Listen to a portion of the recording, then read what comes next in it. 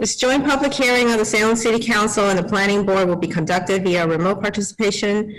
Specific information and the general guidelines for remote participation by members of the public and/or parties with the right and/or requirement to attend this meeting can be found on the city's website at salem.com. For this meeting, members of the public who wish to watch, listen, or provide comment during the meeting may do so in the following manners listed below, listed in the agenda. Every effort will be made to ensure that the public can adequately access the proceedings in real time via technological means. In the event that we are unable to do so, despite best efforts, we will post on the City of Salem's website an audio or video recording, transcript, or other comprehensive record of proceedings as soon as possible after the meeting. Members of the public and/or parties with a right and/or requirement to attend this meeting may access the remote participation meeting through any of the following ways. Individuals may participate remotely in the meeting via Zoom. If wishing to make comment, please use the raise my hand function at the bottom of your screen.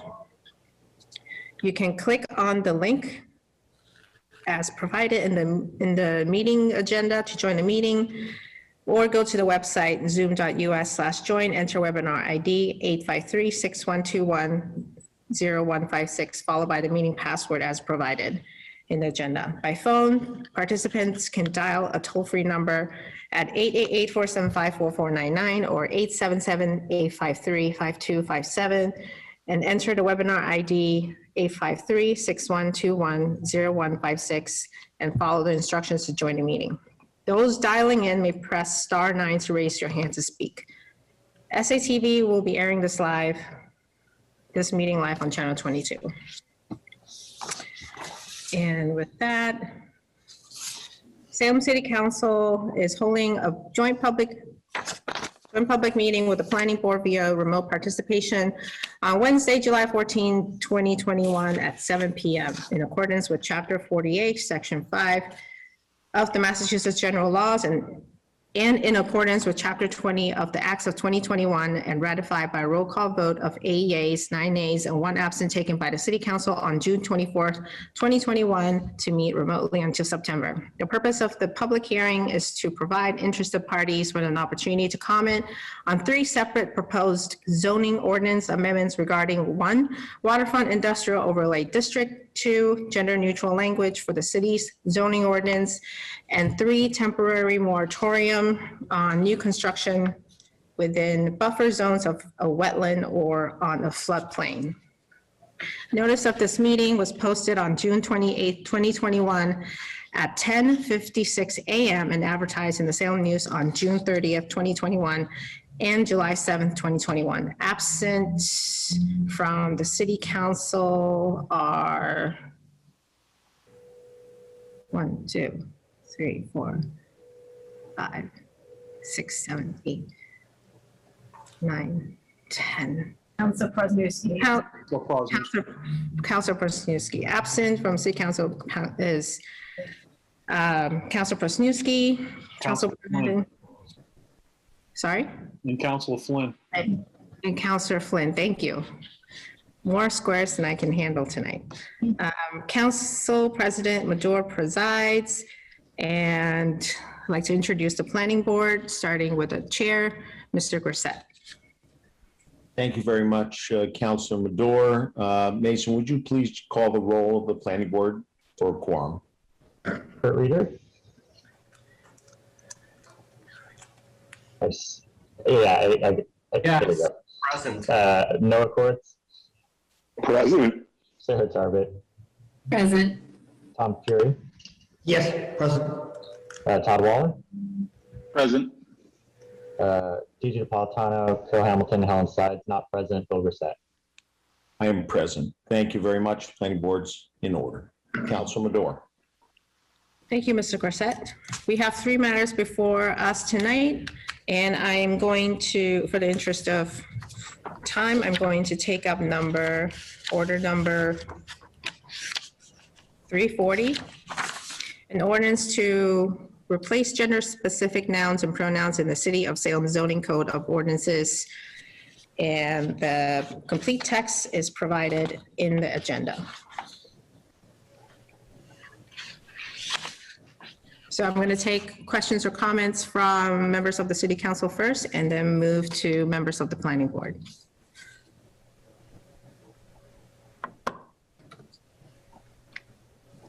Seeing none, members of the planning board?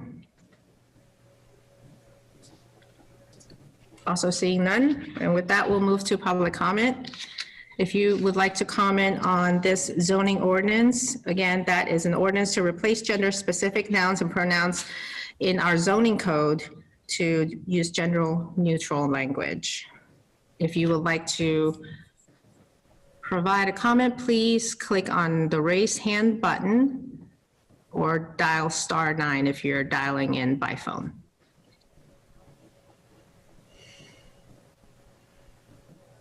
Going once.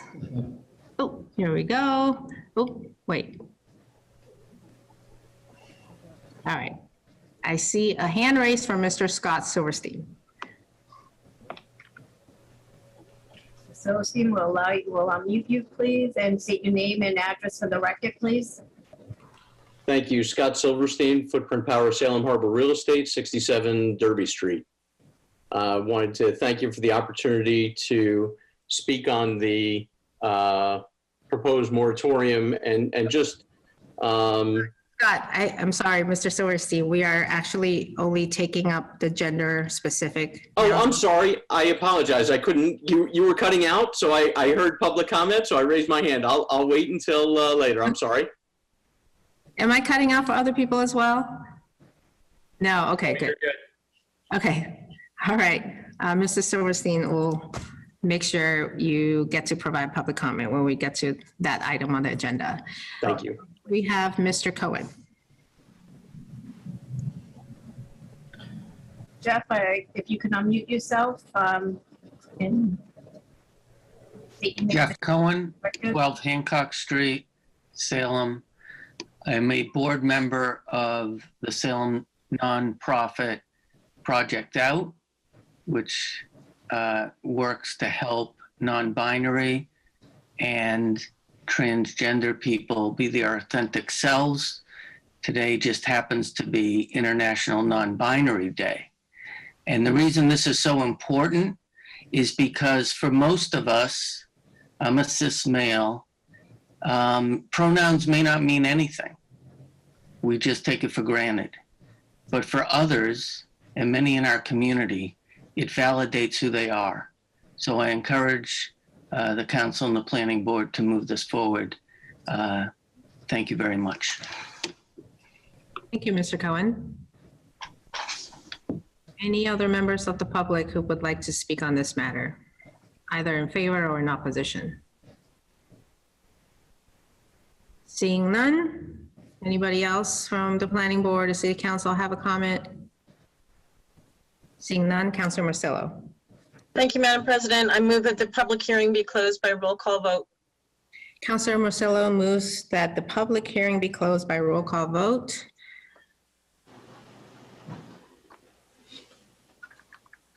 Madam City Clerk? Council Torrio, Yes. Council Sargent, Yes. Council Riccardi, yes, Council Marcillo, Yes. Council McCarthy, Yes. Council Hapworth, Yes. Council Dominguez, Yes. Council Dibble, Yes. and Council Madula. Yes. On the motion to close the public hearing on this matter, we have 10 councilors voting, 10 affirmative, 1 absent. The public hearing is, It's 9 in the affirmative, 2 absent. oh, Councilor Sargent is here, right? Council Flynn and Council Presnewski. Oh, yes, thank you. Yep. Why did I, okay.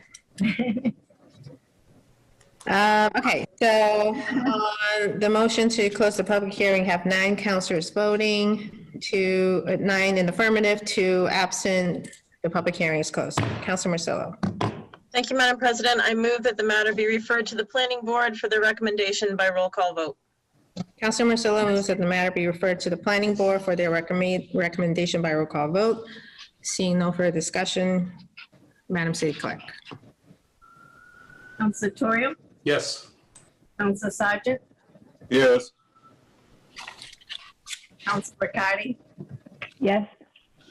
Counselor Masillo, Yes. Counselor McCarthy, Yes. Counselor Hapworth, Yes. Counselor Dominguez, Yes. Counselor Dibble, Yes. and Counselor Madore. Yes. On the motion to refer the matter to the planning board for their recommendation, we have 9 counselors voting, 9 affirmative, 2 absent. The matter is referred to the planning board. Okay. The next one I'd like to take up is, I'm just gonna go with what's on the agenda. Am I missing a page?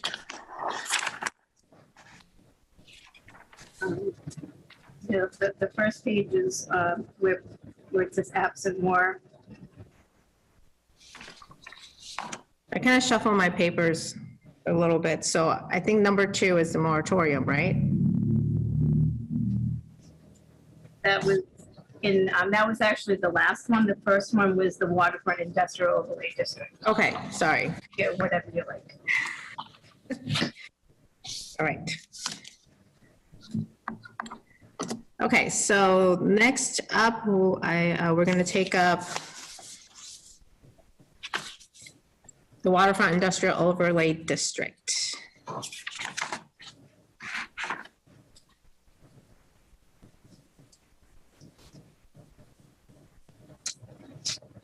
Madam City Clerk, do I need to read this or? We have an ordinance amending zoning relative to the waterfront industrial overlay district. Okay.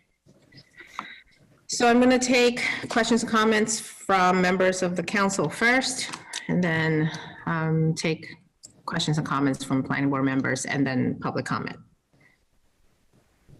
Members of the council? Councilor Terrell. Thank you, Madam President. So just to kind of cue this up for everybody,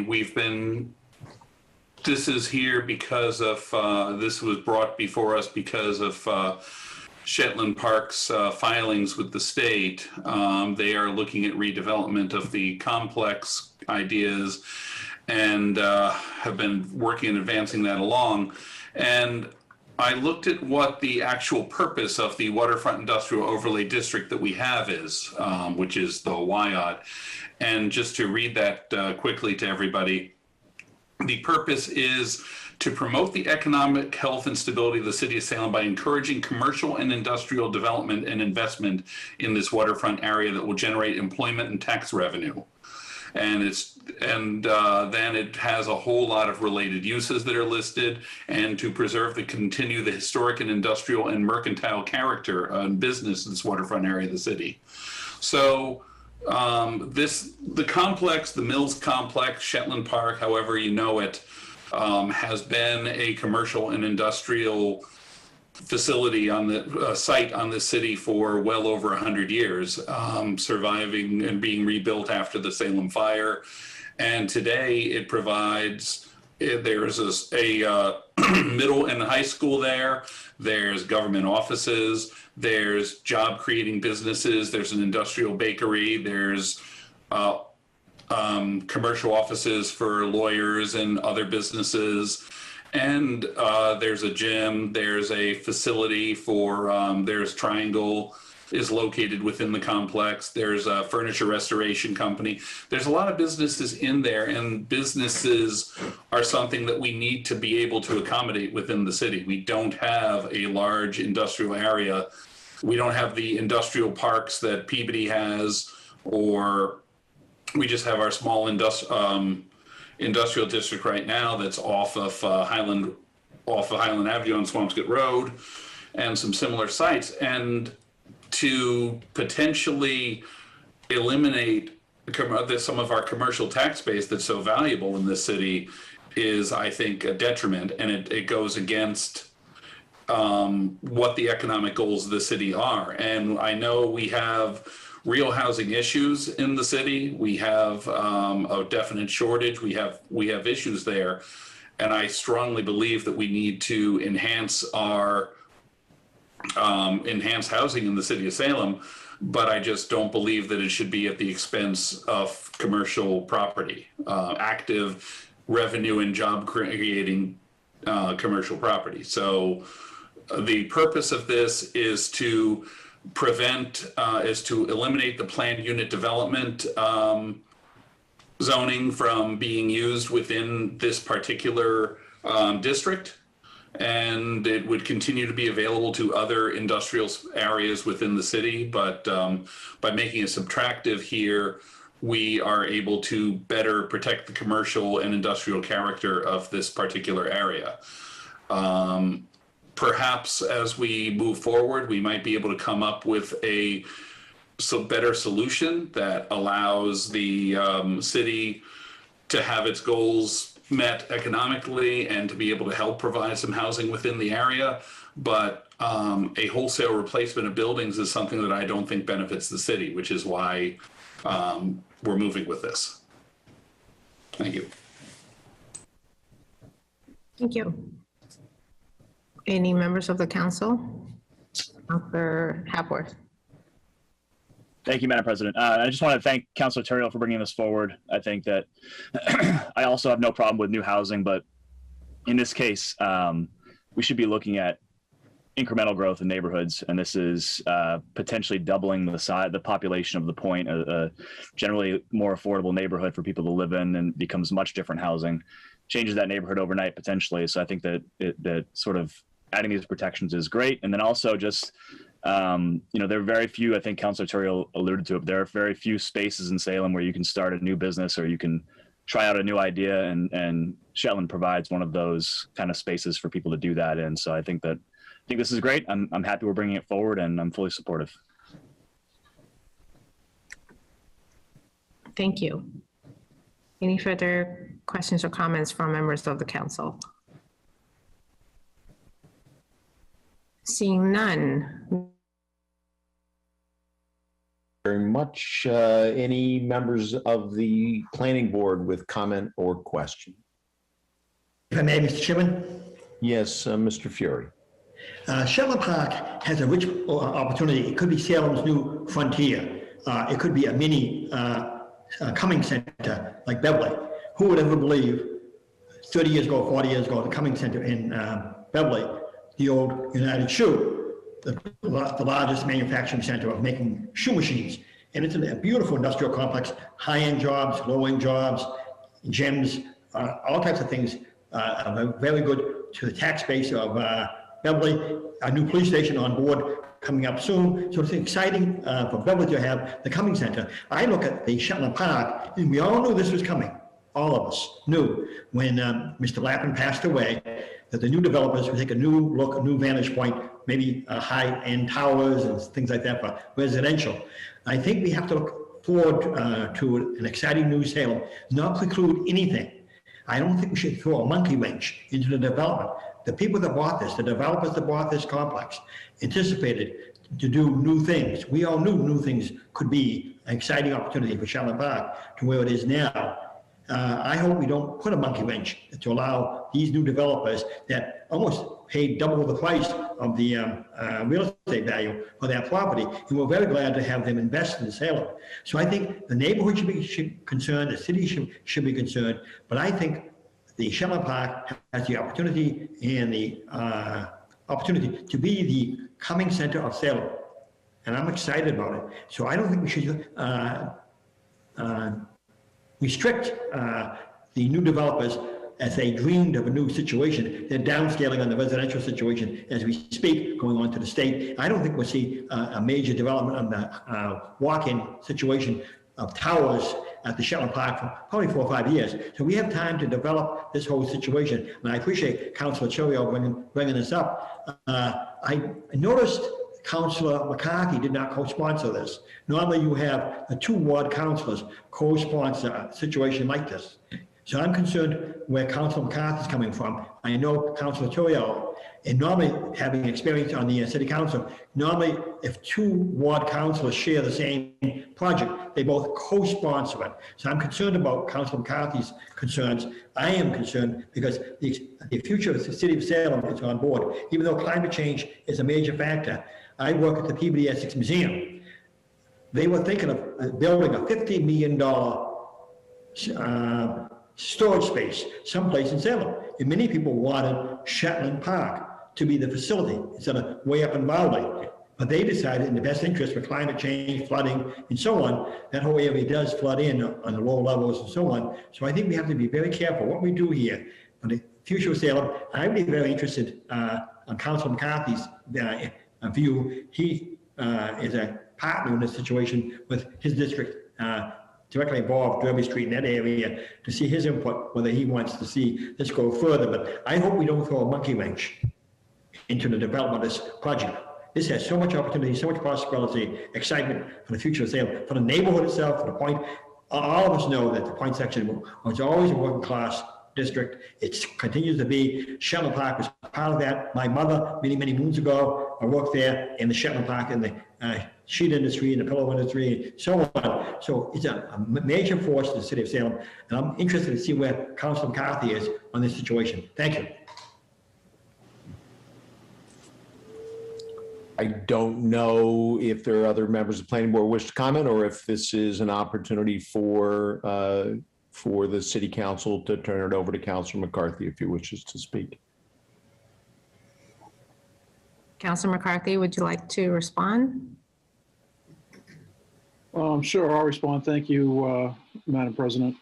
Councilor Turiel reached out to me and he filed this after speaking to me. My concerns are, one, that the overlay district that we're talking about, we implemented as a council because Shetland came to us, I can't remember the exact year, but they asked for the overlay district because, one, they wanted to be, quote unquote, competitive with, as Councilor Fury referenced, they wanted to be competitive with the Cumming Center over in Beverly. So they asked for an overlay district to allow them to become competitive with the Cumming Center. Prior to Mr. Lappin's passing,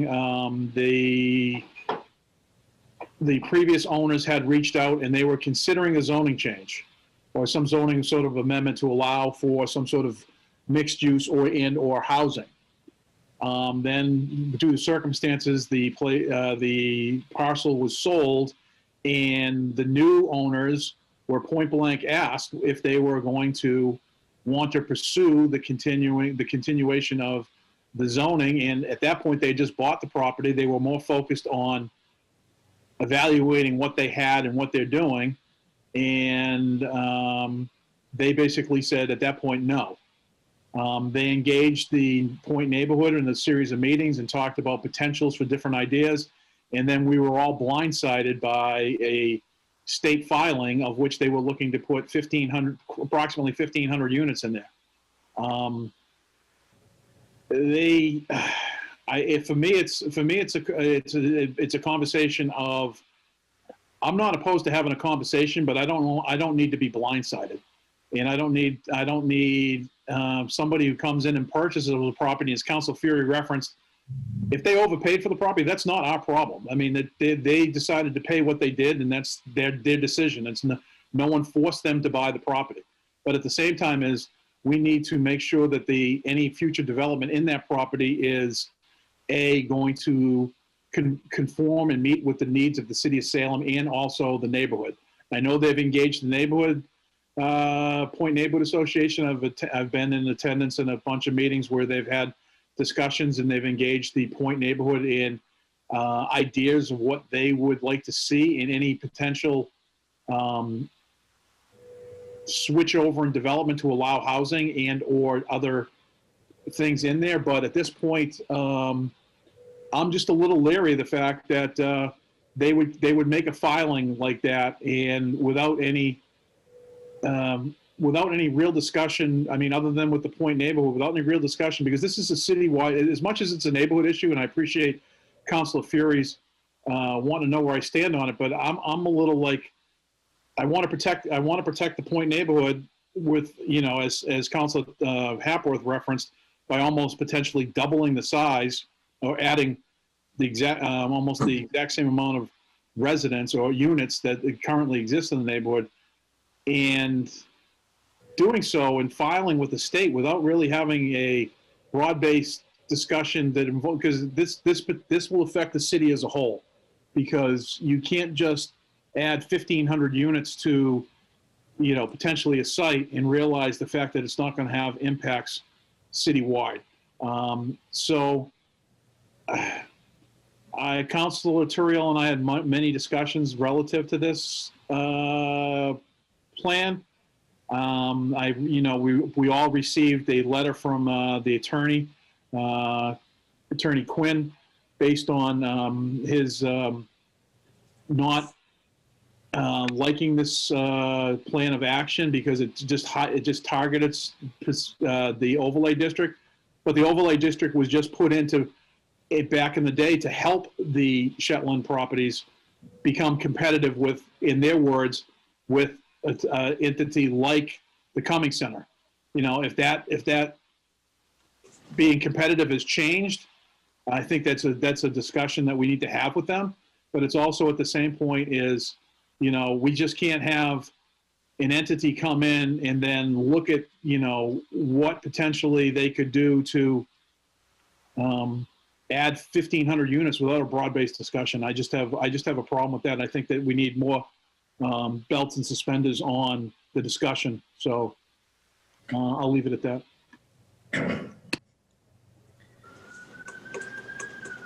Are there any other planning board members who wish to address the issue or ask a question?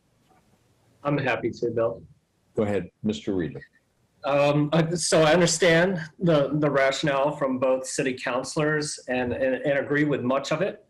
But it does raise two concerns. One, that we are poised to remove the PUD as an option from a single property. And two, that this would appear to upend the established review and application process that so many of these projects go through. There's nothing pending that says it's an automatic sure thing or a by right. So there's a long road to go in order to see any application be shaped and evolved and turned into something that's acceptable to not only the councilors, but to the larger public process. And so it gives me pause that a single property is jerked out of what has been accepted application of the PUD. That's all I'll say. Any other member of the planning board wish to address the issue?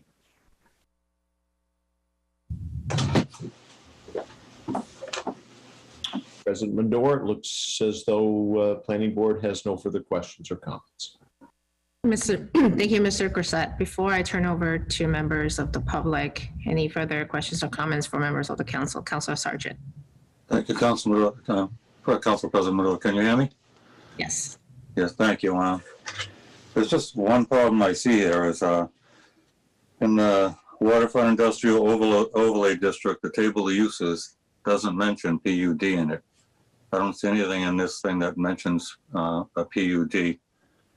It mentions commercial uses, adult daycare, et cetera, but I don't see PUD. So I don't even think that a PUD is listed in the Waterfront Overlay District. It is listed in the Industrial District, which the Waterfront Overlay District overlaps. So I don't see there's any way we can eliminate a PUD from the Waterfront Industrial Overlay District. And I'll take a comments from people on that, and then I have a few other questions, please. Councilor Turiel. Thank you, Madam President. So to address the at-large councilor's question, this is something I checked on the legal side before proceeding with this to make sure that this was, in fact, a legal process. So the Waterfront Industrial Overlay District is an overlay zone. So we can add things, which is what this does. We can also take away. So because the PUD is permitted in the underlying industrial area, because there's nothing said about it currently in the WIOD, we can choose to, we can add other uses that we see fit. We can also take away uses that we don't want to see done within that overlay zone. The overlay zone happens to encompass a particular parcel, but it's not aimed at the parcel, it's aimed at the overlay zone. So by removing the PUD as an allowed use in the waterfront industrial overlay zone district, we are in fact, that supersedes that being allowed in the industrial zone. So that prevents a PUD from being applied for within that overlay district, which happens to exist. If we were to eliminate, let's say we were to eliminate the WIA district entirely at some point, then the only uses that would be permissible would be those uses that are permitted by right in the industrial zone to begin with. And that would, once again, allow the PUD. It would also take away some of the things that have been enabled through the WIOD. If that clarifies things somewhat. Thank you. It does and it doesn't, because like I say, you can add and subtract from the principal uses and the list of accessory uses, and it's not mentioned in either. The only mention is, it's actually not mentioned here either. In 8.6.3 permitted uses, second part, it says uses not specified below are controlled by the regulations of the underlying zone and district. Correct. So if you were going to take it out of the underlying of the zoning district, you would have to take it out of all industrial zones, not the overlay. If you want to take it out of the overlay, it has to be in the overlay to take it out. So the only way to take it out would be to take it out of all industrial zones, and that would be confusing, because it would be allowed in other industrial zones, but not in this industrial zone. So that would be pretty confusing. I'd ask the planning board to take a look at that, please. The other thing is, we have no mention of zoning section 7.3 PUDs. There's two ways to have a PUD, forward and backwards. One is, where is it allowed? It's allowed in the industrial zone. So actually it's the other way around. The industrial zone allows a PUD. Then you have to go to PUD section 7.3, and that section says, what is allowed, where a PUD is allowed. And all of them, it's B5, R3, B1, B2, B4, B5, business park development, and industrial zone. So even if we eliminate it here, somebody can apply under section 7.3 planned unit development to put a planned unit development in the industrial zone by right. So that there's two different ways to achieve a PUD in Salem. One is in the industrial zone. The other one is under the planned unit development, section 7.3. So all that has to be ironed out. Otherwise, if you want to eliminate this or you don't, you have to deal with every section that includes it. So I'll yield the floor for now and just ask the planning board to consider those options if this is what you'd like to achieve. Thank you.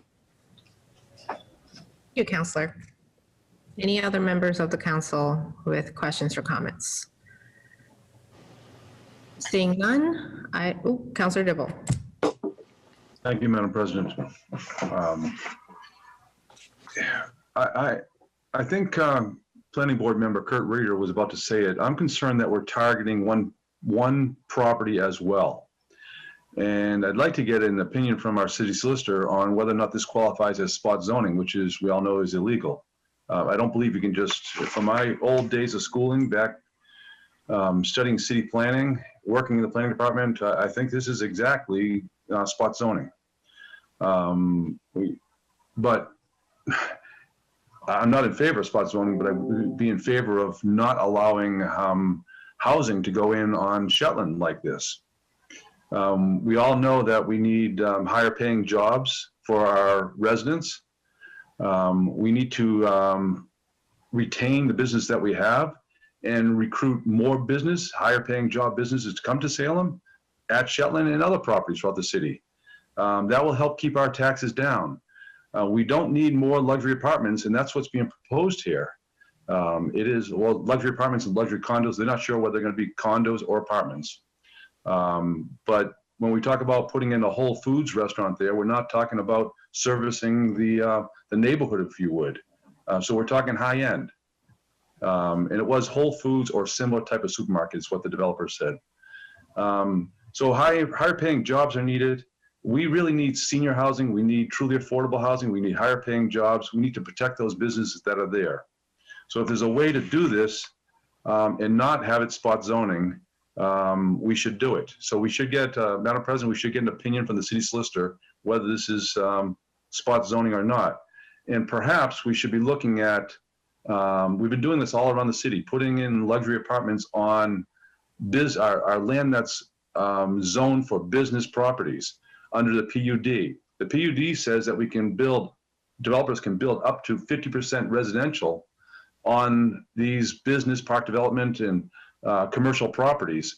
But that's not what's happening. We're not seeing any businesses coming with the 50% of housing. We're seeing 100% housing coming in, 100% luxury apartments pretty much, and not the businesses that we need to get better paying jobs. So perhaps we should look at eliminating housing entirely out of the PUD so that our business recruitment can go forward on our business properties. So Madam President, I'm concerned that this is spot zoning and the whole thing will be thrown out and this whole meeting would be a waste of time. Thank you. And I want to recognize Mayor Driscoll who has joined us as well. Sorry, I didn't see you earlier. Any other questions or comments from members of the council? Seeing none, I'm going to turn over to Mayor Driscoll. Thank you. Good evening. Pleasure to be here with all of you virtually. I just wanted to recognize with regard to this particular zoning proposal, a couple of conversations I've been able to have with both Councilor McCarthy and Councilor Turiel, as well as the project proponents and some of the folks who would certainly be impacted in terms of neighborhood leaders relative to a concept to try and get people together for some constructive dialogue. I certainly understand the concerns raised by Councilor McCarthy and Councilor Turiel and others, but we also recognize as a city, we're at our best when we come together. So I am hopeful that we can find a pathway forward, working in concert with community stakeholders, similar to a community impact process that we've used for other projects that have come before us, and find a path and an alternative that really allows us to make sure that we're addressing impacts, quite concerned about a process, and also enables us to move forward in a way that's in the best interest of our city. So I hope going forward we can find a way to frame that up and be able to have some constructive dialogue. It's hard to do that when you're talking about a zoning amendment and you're in a public hearing. We get a lot of impact, but you're not really having the back and forth with property owners. This is an important parcel in our community. Certainly a ton of jobs and commercial development there. I think it's our second largest commercial taxpayer. So it's important to not just the neighborhood it's in, but our overall city. And in my mind, that means we need to sort of get down to get to a table, get people and stakeholders committed to trying to understand impacts, see what we can address. And it doesn't mean that the approach taken so far certainly is not the right one. I was as surprised as anybody with respect to the ENF filing. And it doesn't mean that proposal is what's getting adopted, but any growth, any investment, these properties, the way they're sitting right now, are subject to climate change. They're not very resilient. There's going to need to be investments in this site, and we should be working collaboratively to try and understand how we get the best outcome for our community. I'm committed to that. I know that both Councilor McCarthy and Councilor Turiel are, and we know we have active and engaged stakeholders in the neighborhood who would be willing to participate in something like this. So going forward, I hope that's a direction we can carve out together. Thank you very much. Thank you, Madam Mayor. I'm going to turn over to public testimony. If anybody would like to speak in regards to the Waterfront Industrial Overlay District zoning amendment, please raise your hand or press *9 to do that if you're on the phone. Okay, the first on the list is Mr. Jeff Cohen. Jeff Cohen, 12 Hancock Street, Salem. Now I'm speaking as Vice Chair of Salem Sustainability, Energy, and Resiliency Committee. I was at the initial meetings at the Point Neighborhood Association that Councilor McCarthy referred to. I was at two of them. Two presentations were made, very thorough, talked about a lot of things about traffic and the things that Councilor Dibble was talking about, rerouting traffic, building up the berm, etc. There was no mention, even when asked, about any housing. I invited the developers to the CERC meeting. They came. They were at 3 meetings. They presented at 2 of them. Most of the discussion, of course, was about resiliency. That property is in maybe one of the most vulnerable areas of Salem. The streets, Pingree, in the streets surrounding it, have already been experiencing a lot of flooding. We were grateful to know that they were talking about building up to the parking lot to the berm level. However, we also asked the developers at each meeting, Councilor Riccardi is the liaison to the CERC group and was there, about what their intent was. They talked about how the 2 buildings that they would keep as commercial are, I think, 400 and 700 feet long. The building that they would convert to housing is 1,400 feet long. They never mentioned housing. They talked at length about what they could do to enhance the situation with parking, putting it under the buildings, enabling the nonprofits and the commercial entities to prosper.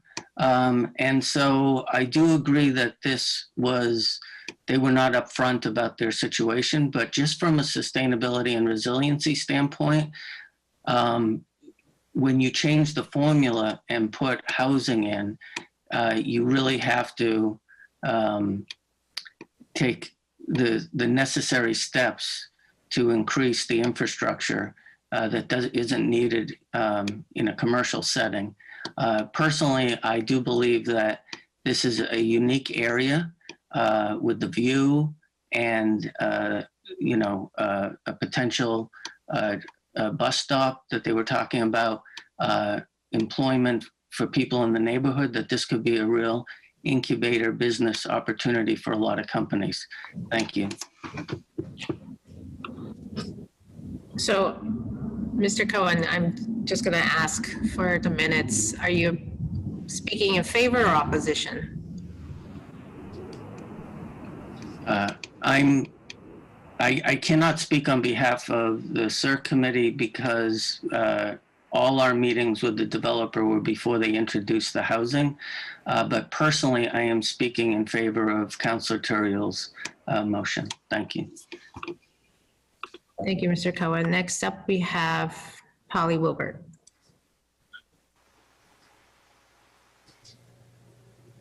Polly, if you can state your name. Thank you. Polly Wilbert, 7 Cedar Street, a longtime resident of South Salem. I've attended 2 of the meetings that the proponent has had with neighborhood stakeholders. I'm very concerned about this potential development as it reflects housing. Over recent years, we have converted significant acreage in Salem from industrial to residential. I don't believe that it's in the best interest of Salem to continue to diminish the essential component of our tax base, that is commercial industrial to residential. I think we need the various percentages of the 3 different kinds of taxes to undergird the fiscal future of Salem. I think despite the fact that new residential could conceivably be valued higher than the industrial today might be. I think in the long term, because of the loss of job potential, that we would really regret that going forward. And it's a decision that I think requires the economic development component of our planning department to really be looked at carefully. It's not just planning usage, it's planning fiscal component. I don't believe that the billionaire investor from Saratoga Springs, New York, who is behind Prime Storage, has the best interest of Salem in his intent. He's a highly experienced, successful investor who is looking for return on his $70 million investment. The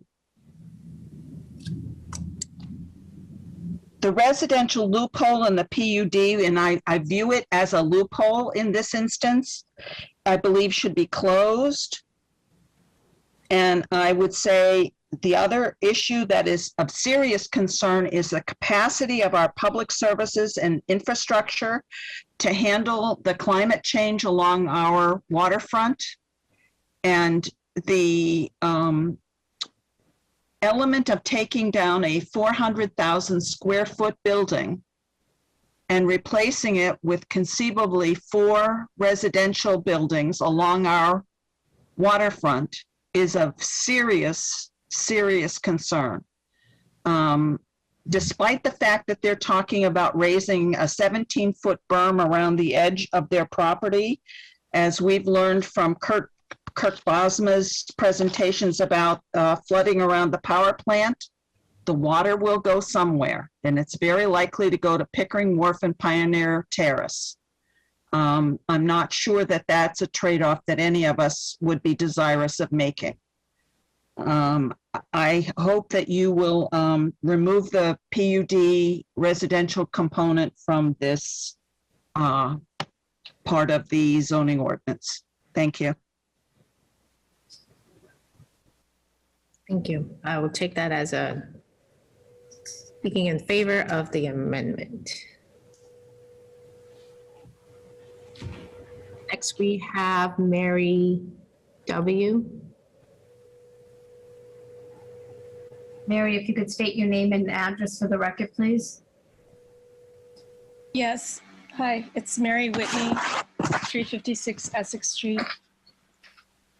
And I wasn't planning to talk on this one, but it was interesting to hear the earlier discussion because I remember, maybe my memory is wrong, but I remember when the PUD was being passed, and at the time I thought it was for the Lowe's project on Highland Ave. That was the big topic of discussion. And in the end, we had a recession and Lowe's walked away and that never happened. But now we have the zoning here still. And I have a background in regional planning, and during COVID, I'm a bit of a glutton for punishment, and I would sit and watch other cities and towns meetings that were on Zoom because, like I said, I'm a glutton for punishment. And it just reminded me of a meeting I was watching in Medford with Andre LaRue, who's on the Community Development Board, and boy, they were having a tough time because they had, the way they had gotten themselves into overabundance of housing, now they were looking at changing their zoning so they could encourage more business. And the whole discussion was about, oh my, we have so much housing, we've got to require more business, more business, more business. So I would tend to agree that I think we really need to pay attention to what Councillor Sargent's saying as far as the legality and whether it's spot zoning or whatever. But I do think that the residential should be out of that PUD. That's it.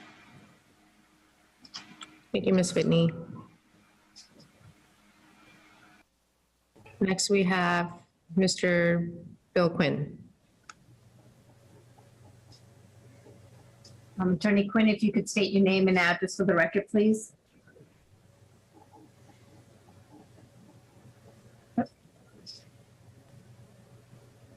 Can you hear me? Yep.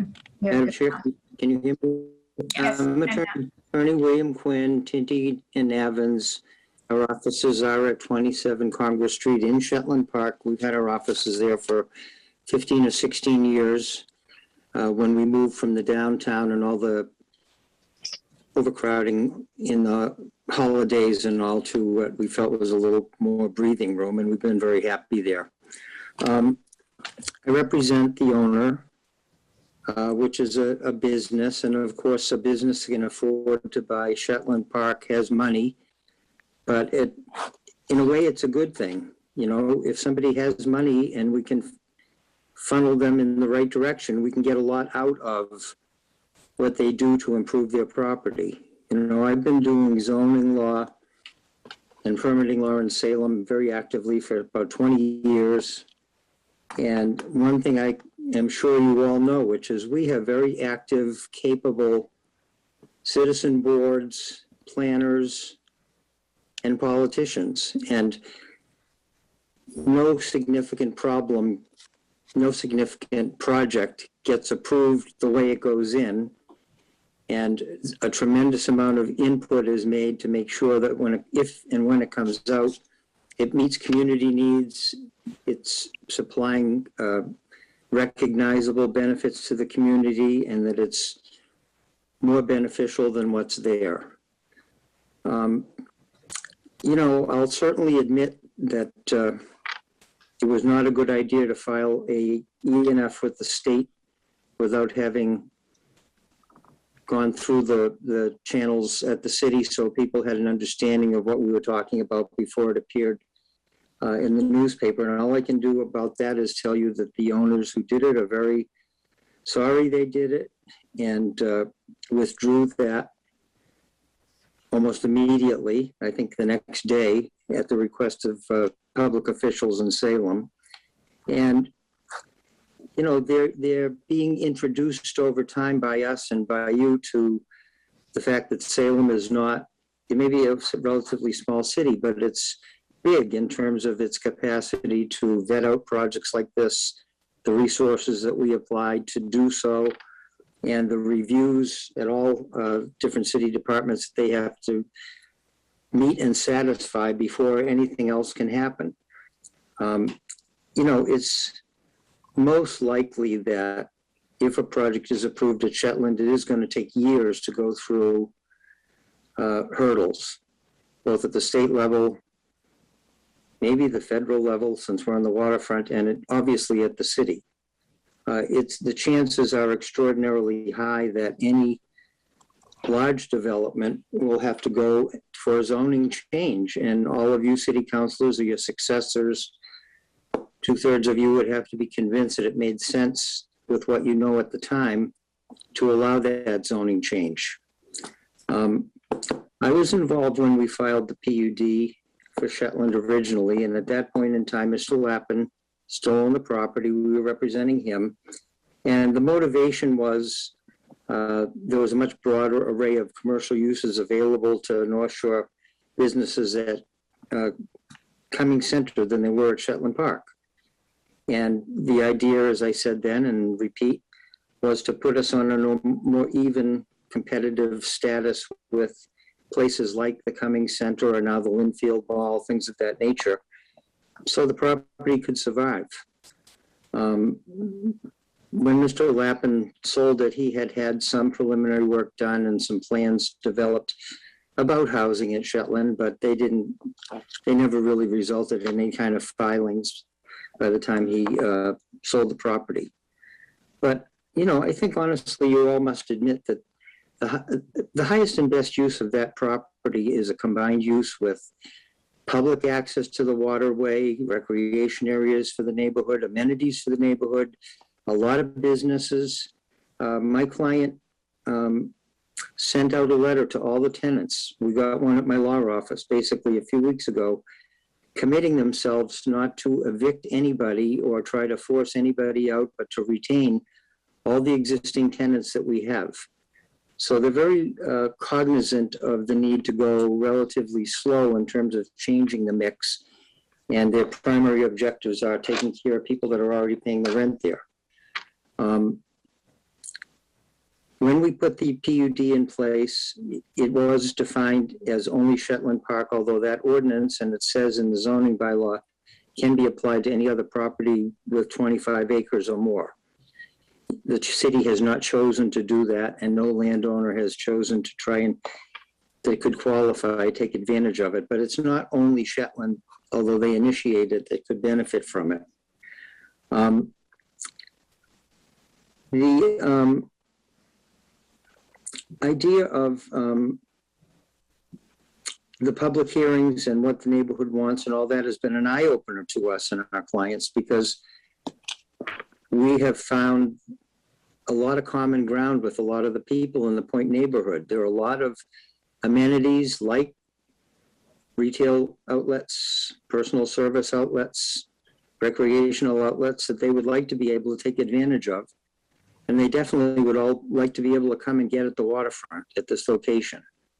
And it's always been an unwritten commitment by any owner of Shetland that they will work with the city to provide direct public access on the property along the waterfront of the property. Is probably half a mile of waterfront that right now nobody sees except if you're out there in a boat, that if this is developed appropriately will be available to the public and primarily to the people in the neighborhood. But we have found that there's support for this project also among some of the community groups because the affordable housing aspect of it. You know, the city has made it very clear in their discussions that affordable housing is a necessary and important aspect of any residential development at this property. The numbers that are being used are anywhere from 15 to 25% affordable. We haven't tried to do arithmetic, or my clients, as far as I know, haven't tried to do arithmetic to find out what's the right number, because of course we haven't really designed the project yet. But they're amenable, and you know, a good sized project, just pick a number, 500 units. If it's 20% affordable, that's 100 new units of affordable housing in this neighborhood, in our community. That's many years worth of pecking away at it, one apartment building at a time. The overall value of this property is put to its best and highest use as a combined commercial and residential area is going to dwarf what we're presently valued at, and it's going to, the amount of taxes that are going to have to be paid are going to be hugely increased by millions of dollars for the benefit of the city of Salem. And, you know, since the power station left, we were the second highest taxpayer. I believe now, as we are, we're the highest taxpayer. I don't want to debate that with anybody. That's just my impression. But, you know, the city needs income, not now, but 5 years from now, 10 years from now, 20 years from now.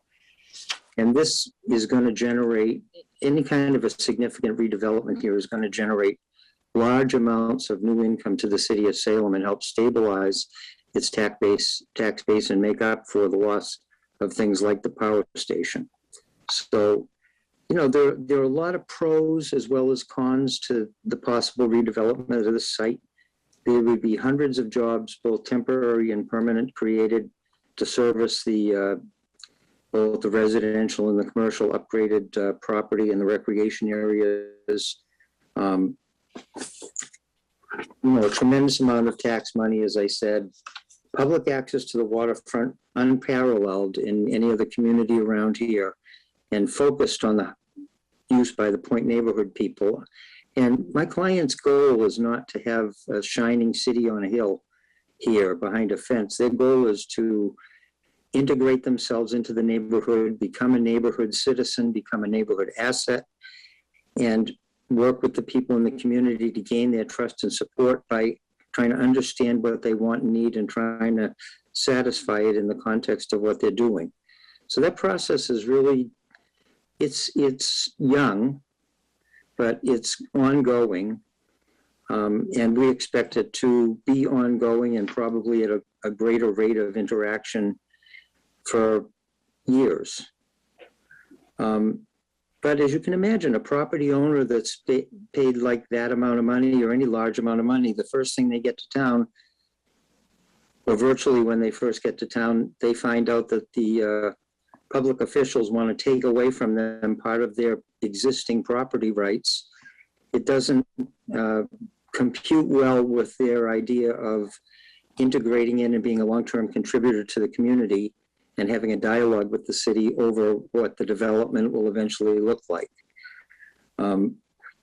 So one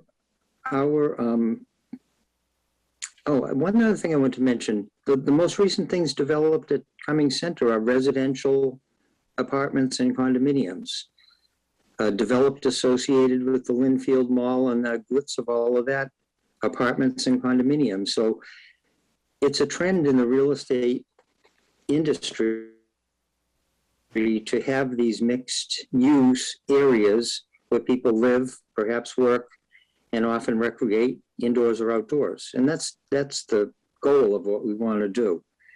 On the legalities, you know, if you take a right away from a single taxpayer in the city of Salem, the only one that loses the right, and all the other industrial properties or areas that can put in a PUD are not affected, it indicates that you're targeting one property, but you're not really dissatisfied with the PUD ordinance. If there are problems with the PUD ordinance, we should all be looking at that and trying to understand what the problems are, and if it's still an appropriate style of development, improve the ordinance. But taking it away from my client is really targeting our client only, and is going to have nothing to do with improving the PUD ordinance if it needs it. It's probably spot zoning if you take individual action against one property owner without it having impact on other people in similar zoning districts. I'm not alleging that things like that would happen, but you can imagine if you take a right away from a large property owner that thought they were going to be developing and working with the community, and what happens is you take rights away from them which devalue their property, people are going to be looking for relief, you know, and that's not the situation that any of us want. We want to build on what we've started to build in terms of dialogue with the city officials and community boards and keep working on it, because it's going to be a much better proposal than whatever was shown in the ENF. You know, what was explained to me is that in the trade, not here, I guess, but in the trade, the ENF takes twice as long to get approved as anything at a city usually does, and they always started early. But they also apply for the moon, knowing they're not going to get what they start out with. So that's sort of the situation here. What was shown to people, just to give them an honest view of what the most dense development might be, was what was filed with the ENF, and the likelihood is going to be much less. And again, the problem is whether this passes or doesn't pass tonight, the city's going to have complete control over what we do. If we can't convince the city to change the zoning to allow denser residential use, perhaps taller buildings, and allow us to put amenities and things for the neighbors in the property, it's gonna stay what it is, and what it is isn't bad. You know, it's a property that carries itself. The landlord has been, just as an indication of the type of owners we have, they have spent the last year improving the office building that I am in from top to bottom. And I think there are similar improvements going on throughout the park for occupied space. So they're very concerned about the tenants. They value the business aspect of it. And as far as I know, there is no idea of making it primarily a primary location. So with that, I would just please ask you to, because, you know, the planners for our city, any experts that anybody might have hired or something, there's no real professional basis for doing what you're doing. It's an idea that's been come up with. It sounds attractive. No real analysis has been done of the effects on Shetland, not just in terms of the value, but its impact in terms of the employment that's there and the businesses that are there. And I really think it's a snap judgment that often can be wrong to do this to one taxpayer in the city that really has the potential to be the highest taxpayer at a much higher rate and is willing to work with the community and the city officials to try and do it right. So I please ask you not to pass this evening. Thank you, Mr. Quinn. And just to clarify, we are not taking a vote on any of the matters before us tonight. This is a public hearing. There will be no votes. Right. Next, we have Mr. Fawaz Abushak.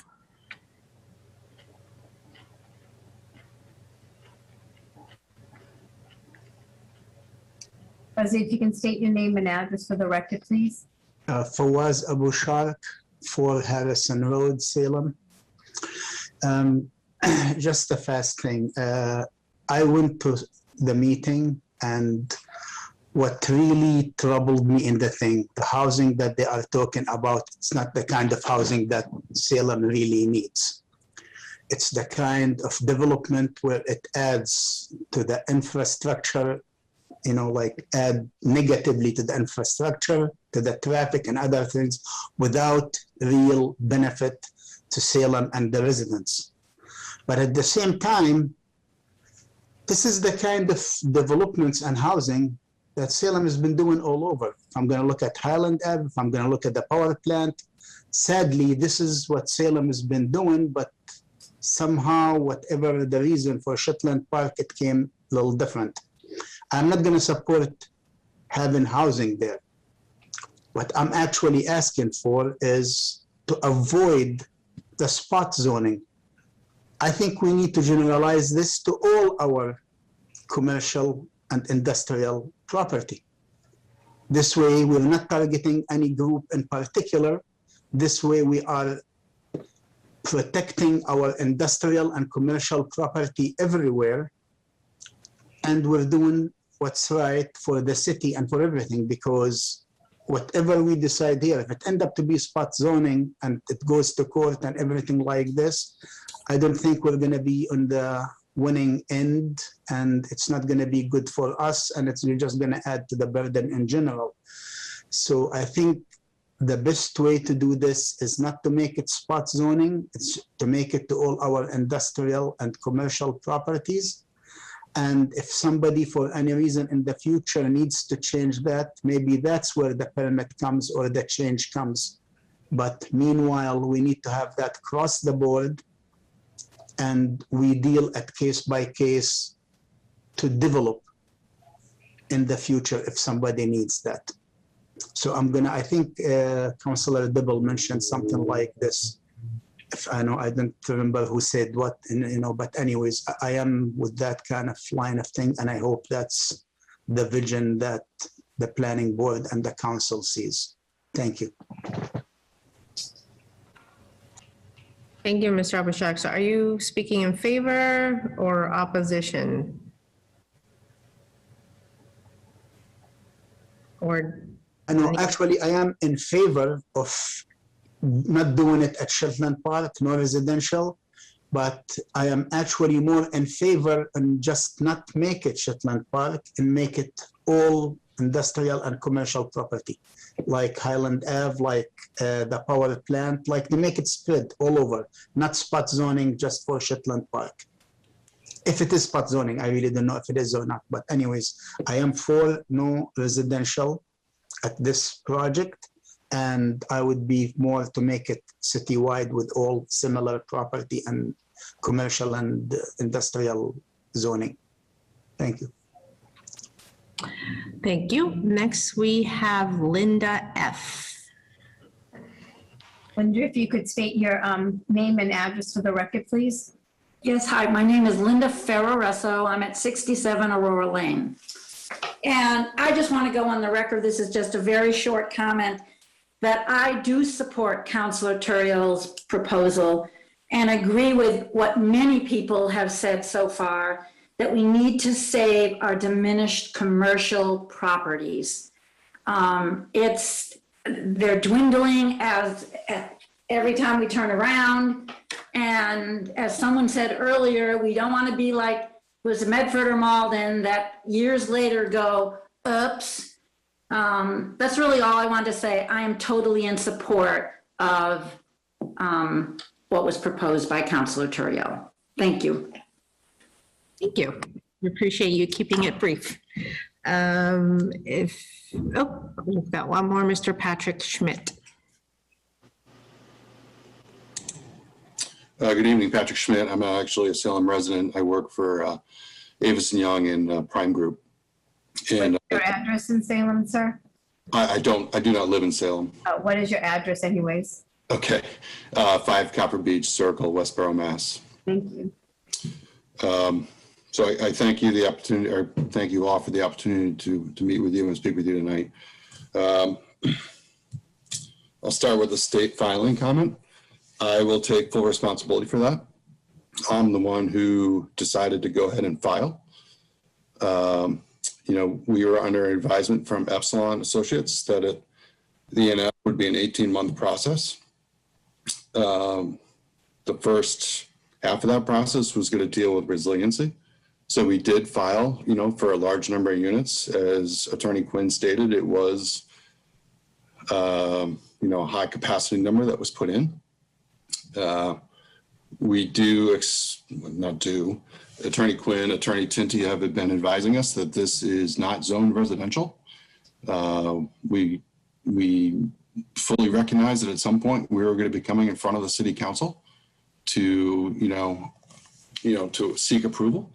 But we also knew we had a long road to get there. And we had, 18 months of ENF, MEPA filing, probably followed by another 12 to 18 months of Chapter 91 filings. We had a long way to go. So I will take full responsibility for not approaching everyone that's on the screen in front of me, and explaining what I was doing or what we were doing. And Jeff, I apologize to you for coming to the circs and not fully divulging what we're doing on residential. We actually still don't know what we're doing for residential.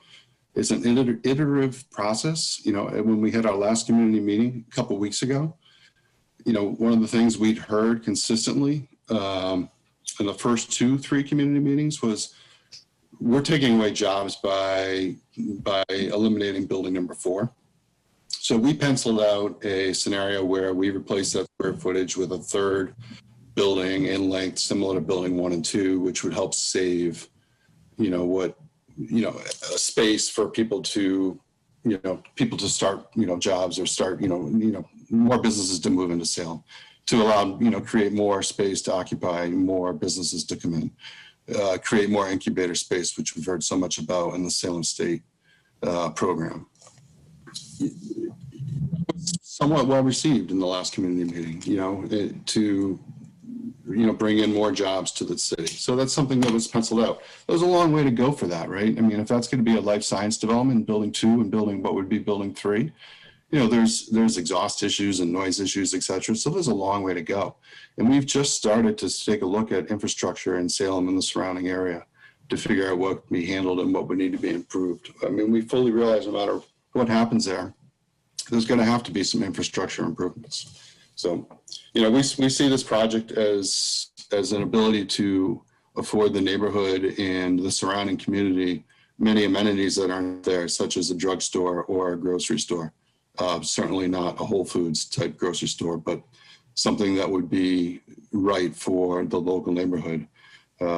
We've talked with the school a little bit, and we see this as an opportunity to improve their situation there, not just with, drop off and pick up, but maybe getting them all into one building.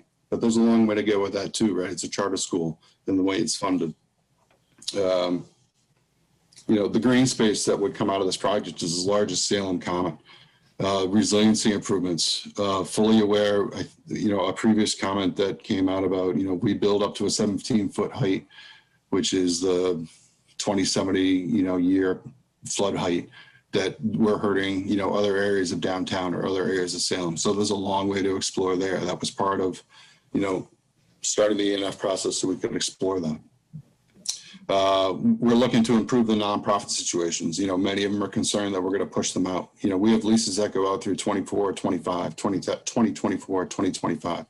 The commitment, the letter we've sent out is true to all the tenants. We want to keep every tenant.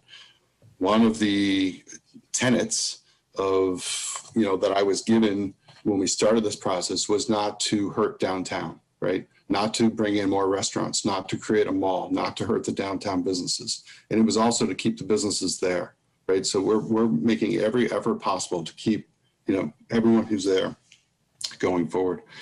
We're also looking at improving parking and safety. And then also Constellation Center, which is a world-class performing arts center, is dying to come to Salem. And we've been trying to figure out how to fit them in to the park, right? It would just be another amenity that, some redevelopment would be able to bring to Salem. I mean, we get it. There's a lot of concerns. There's traffic, the taxes, the detrimental impacts to downtown, the utilities, the jobs. We understand there's a long, long road to go in conversation. So filing that ENF, I get it. I blindsided the group that's in front of me and many people in town, but it wasn't meant to hurry up and try and get something permanent. We know, we're here for the next 4 or 5 years having discussions, getting to a certain point. So I think that's all I have to say for tonight, but I did want to speak my mind. So thank you for the time. Thank you, Mr. Schmidt. We have one more. Victoria Cardiello. Or if you could state your name and address for the record, please. Yes, Victoria Riccadello, 5 Foster Street.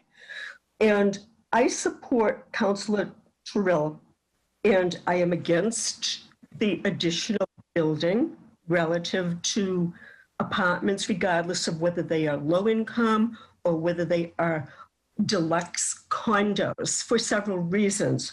One reason, Salem is already overburdened with traffic. Adding another 1,500 units is going to increase the traffic insurmountably. We will eventually be at the point where people are not going to want to come to Salem.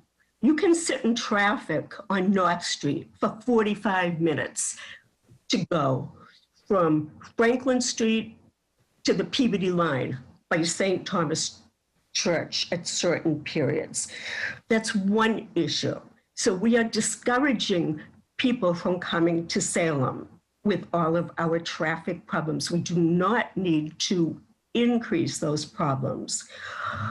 Reason number 2, while putting in apartments, condos, whatever, may appear to be bringing revenue into Salem, in many ways, it is removing revenue from Salem. It is going to put more of a burden on our already overloaded school system.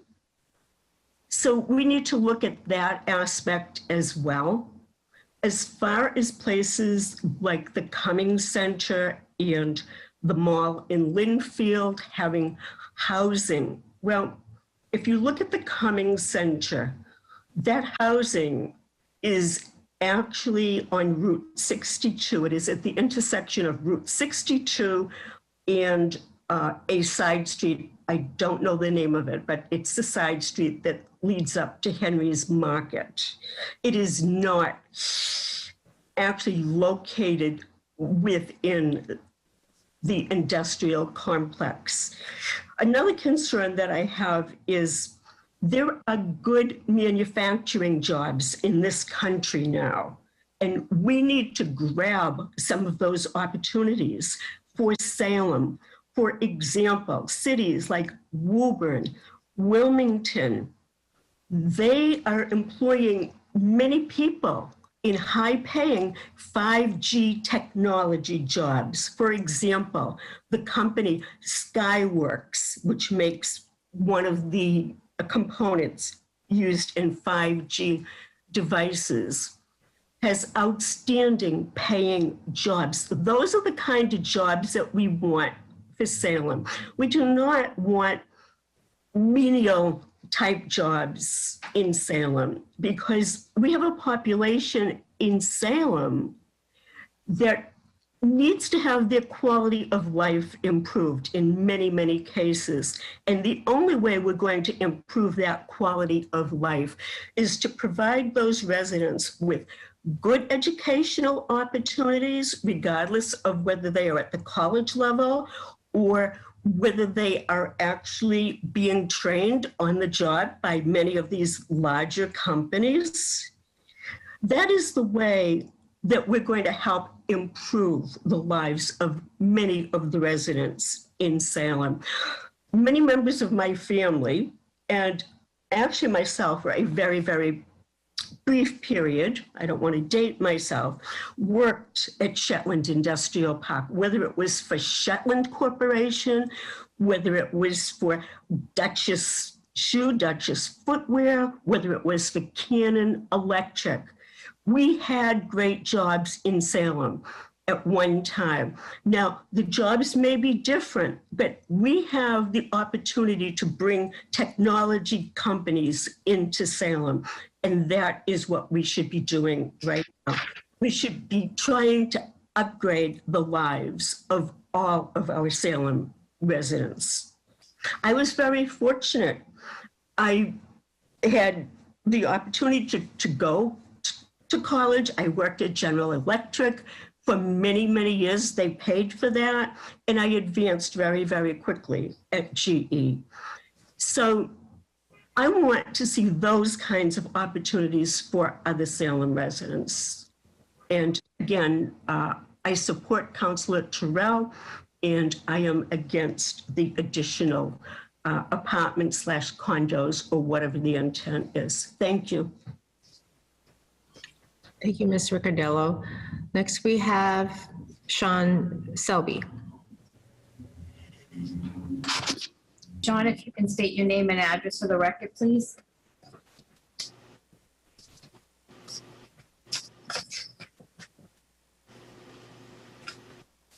Sean, are you there?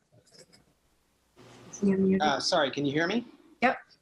Okay, sorry. Sean Selby. I'm the architect for Prime Group. I'm a resident of Arlington, Massachusetts.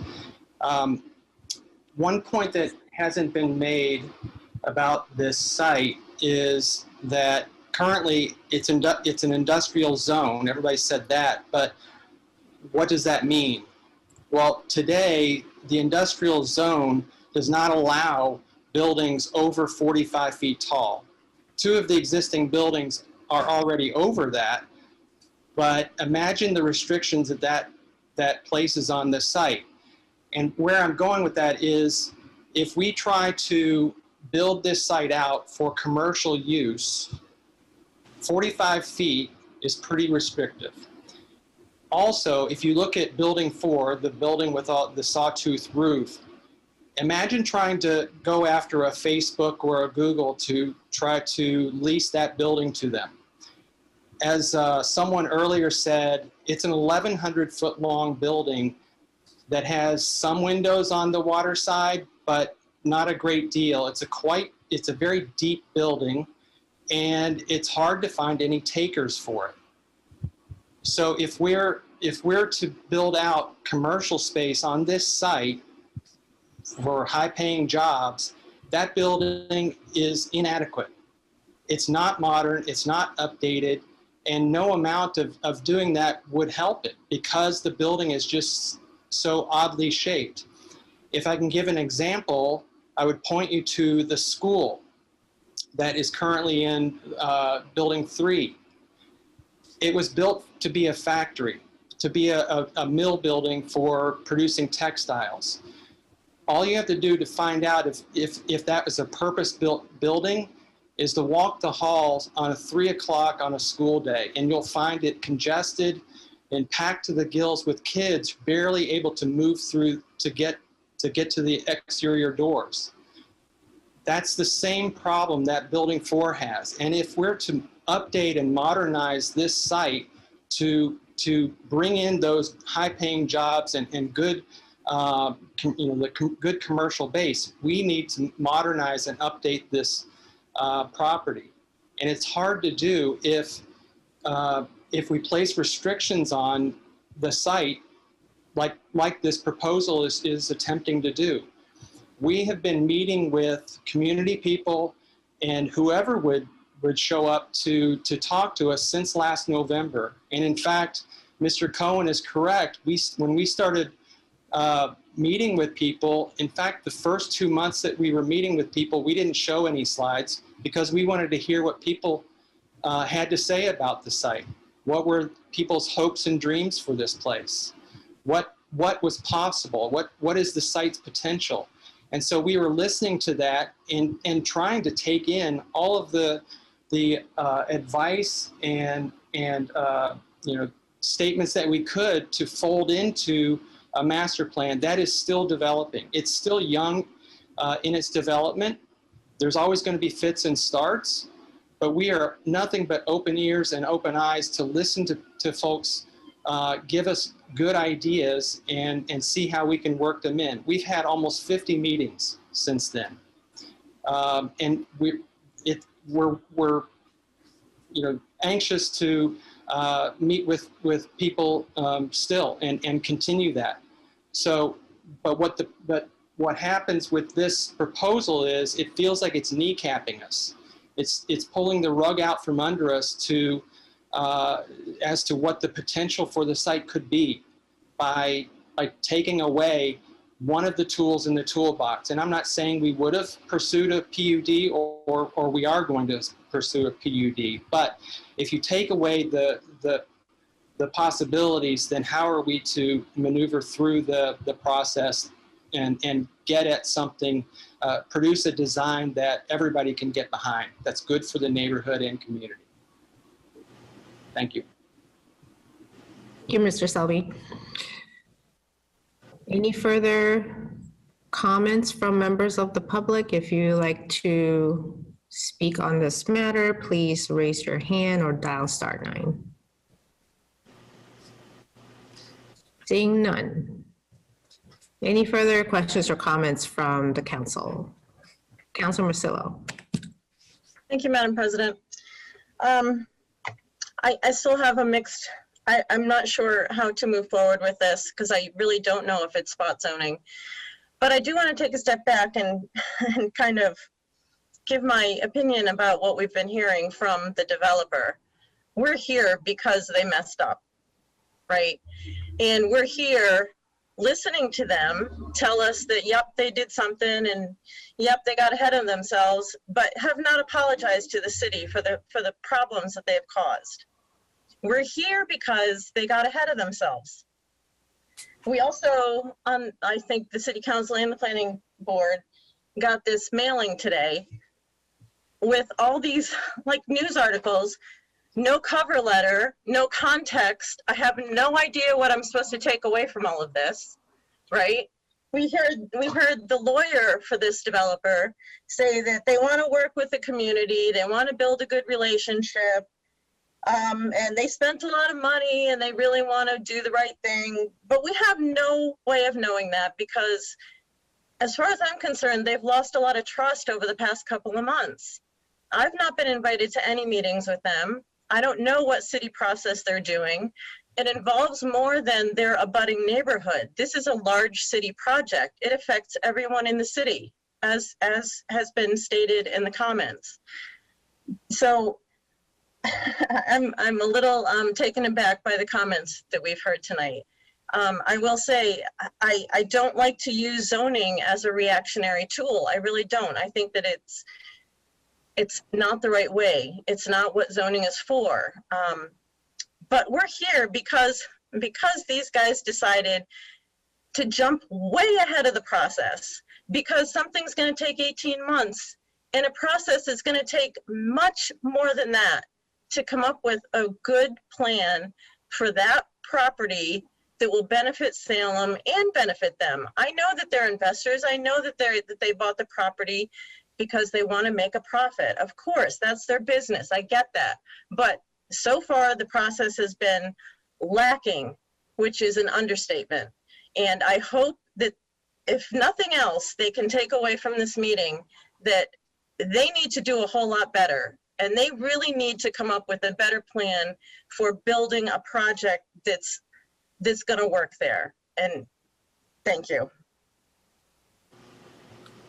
Thank you. Any further questions or comments from members of the council? Councilor Terrio. Thank you, Madam President. So If I will say that if making this change to the WIOD is spot zoning, then in fact the entire WIOD would itself be spot zoning. I think that's an important point here. This is were we addressing in a specific parcel by that parcel's lot number or however, then yeah, then that would open up spot zoning.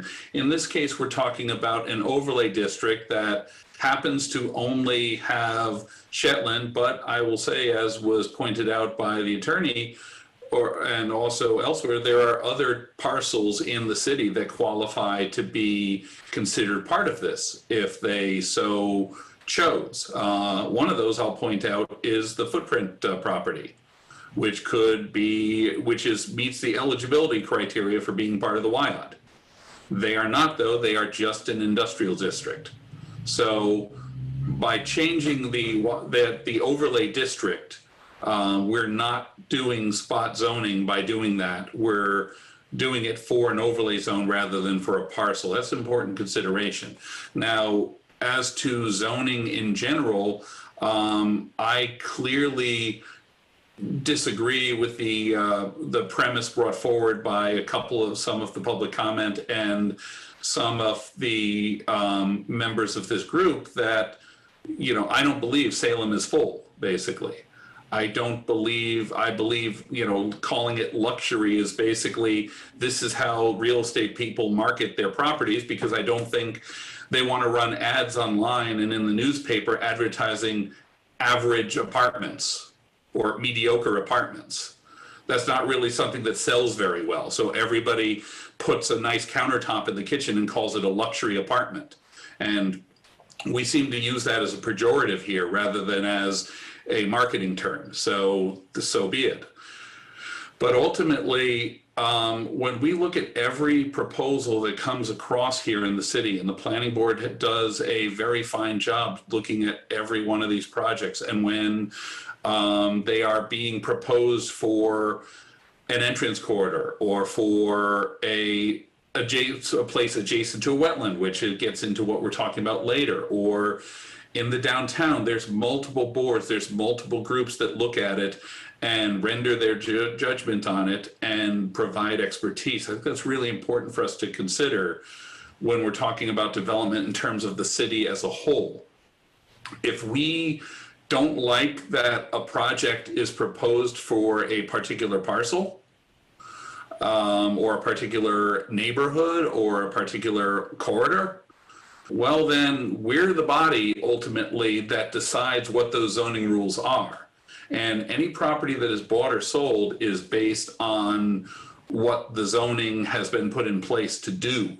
So if I buy a lot on Highland Avenue and I want to and the rules say that I can put housing there, the rules that this body passed at one point, then those are the rules. And if we don't like that, then we need to change what is possible in those zones. So in this particular case, and to compare to Cummings, which the WIOD district was originally intended to allow for most of the uses that could be done at Cummings and to allow Shetland to be competitive. Well, Beverly did make it possible for Cummings to put housing into their complex. Cummings Center has and I had my office there for 7 years, so I know the complex well. Cummings is right on a major road with direct highway access. It's also located close to a couple of other major arterial roads through the area. It's easy to get to the highway from those complexes, and that's one of the reasons why Cummings has filled itself better than Shetland over time, and that's reason of the mix. Also, the housing that was built at Cummings in scale is far below what's been discussed for Shetland. And Cummings is a larger complex with a smaller housing component. So that's something we should also be thinking about, I guess, when we do that comparison. But ultimately, there are certain limitations that a business in Salem is going to face because we are farther away from the highway. We don't have easy access to freight rail. We have the commuter rail, and we have some occasional freight lines going through. We don't have an airport in town. We have it in the next town over. There's a lot of things that we don't have, so we have to work with what we do have. We have to work with the buildings and the zoning that we do have and that we have put in place. I think there's a lot of opportunity to improve value at Shetland. There's a lot of opportunity to do better things and to attract better tenants. And maybe once everything is considered, maybe there is some opportunity to do limited residential on the site, but it couldn't accommodate anything anywhere near what initially was proposed in the state filing. And maybe even something the size of Cummings's housing is too big. We don't know for that, but without a tool in place, we don't really have any effective way to limit things other than the height restriction, and even that could be handled with a variance. So I think there's a lot more work for us to do on this, and a lot more discussion that needs to be had. I think this is probably something that should happen unless we can work a better agreement with Shetland in the meanwhile.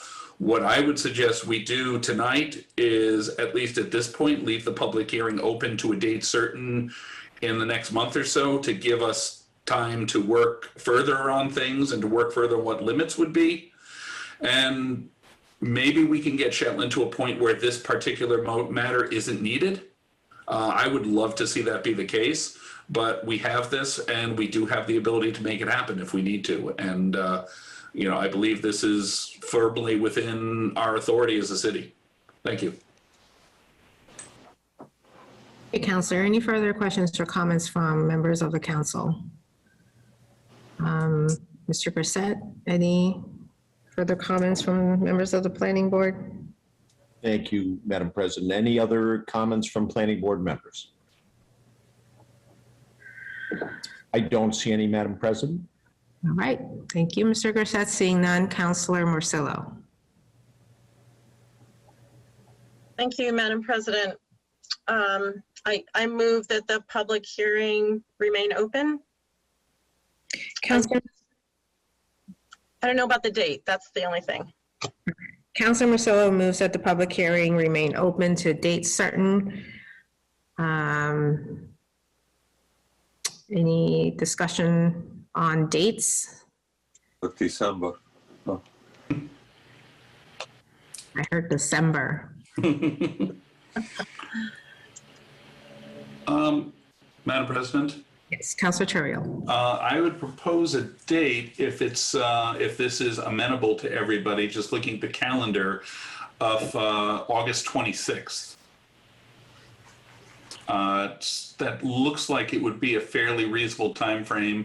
It's about a month and a half out from now, and gives us time to have plenty of discussions as necessary with with Shetland and with anybody else. And as Mayor Driscoll pointed out, she's working on trying to get stakeholders together to really discuss what this would be. So I think that's a reasonable date if that's amenable to everybody. It's a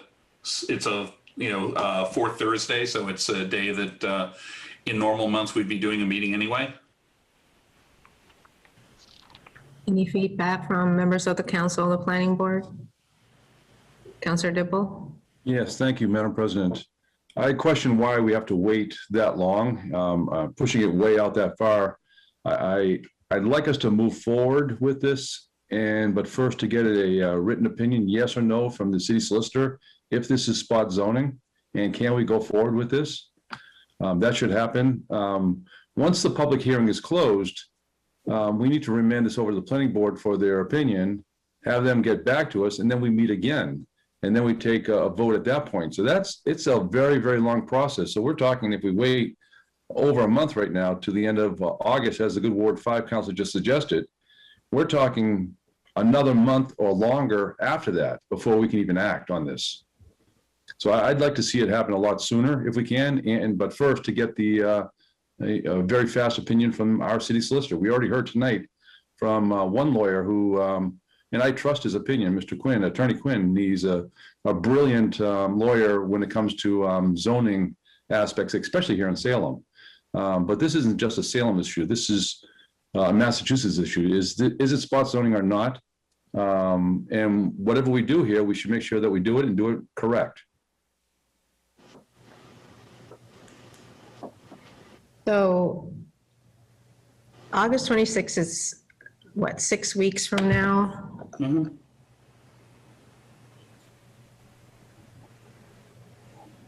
Looking at my calendar.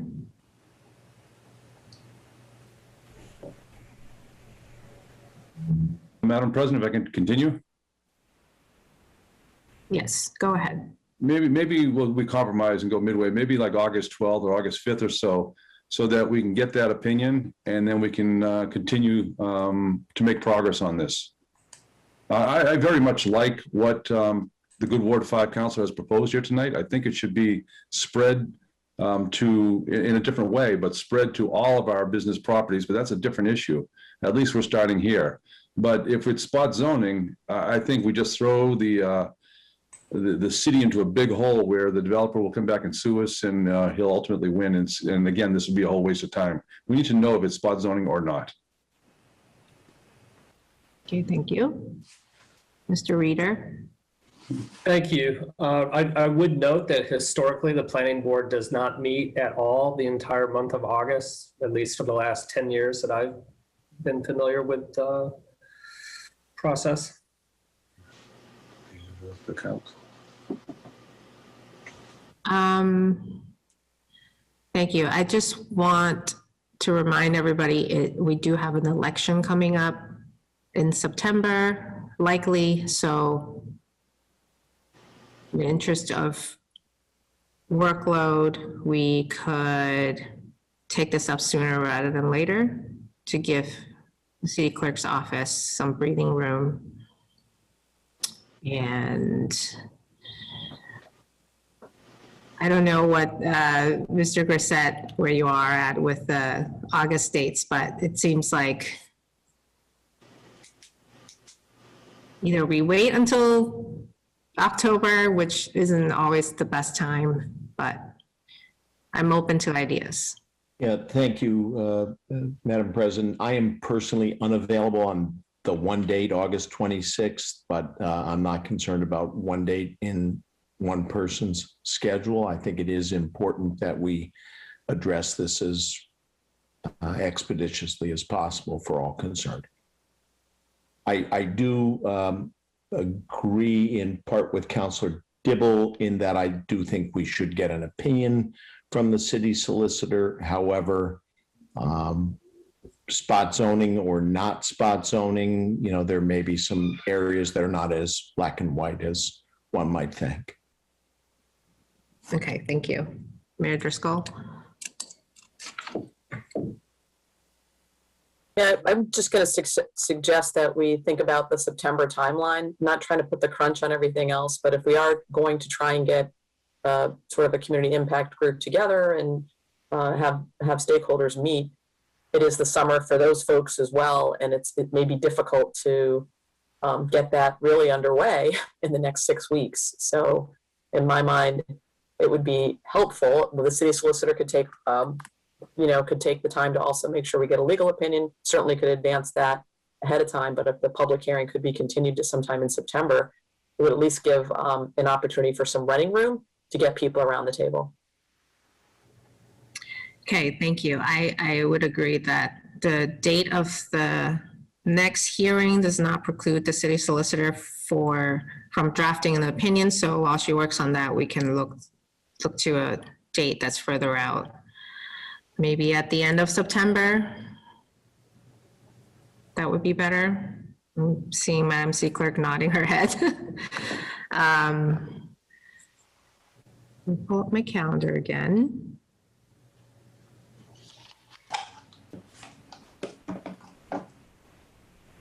September 30th? Or is that too close to October? That's a Thursday, we'll be fine. Councilor Terrio. Thank you, Madam President. So just quickly, I'll point out from a legal perspective, well, I do look forward to getting a full opinion. The city solicitor wrote the wording of this for me after and verified that it was in fact something that was permissible. So to get that opinion shared with the group, I think is fine. And I'll also point out in regards to the urgency of it, the fact that we've put this in and it has begun the process at this point, they would be unable to apply with this pending zoning change until this zoning change has been either passed or not passed, until it's been disposed of. They would not be able to file any sort of plan. So we don't have an extreme sense of urgency in getting this resolved, and I'm perfectly happy to take the time to try and have a process that lets us work this however. So I'd be fine with taking the additional time to and go even into the month of September. That would not be an issue for me. So and then by that time we can have this next public hearing right in the room. Okay. September 30th, pencil that in. Okay, Madam City Clerk. On the motion to keep the public hearing open until September 30th, seeing no further discussion, Madam City Clerk, please call the roll.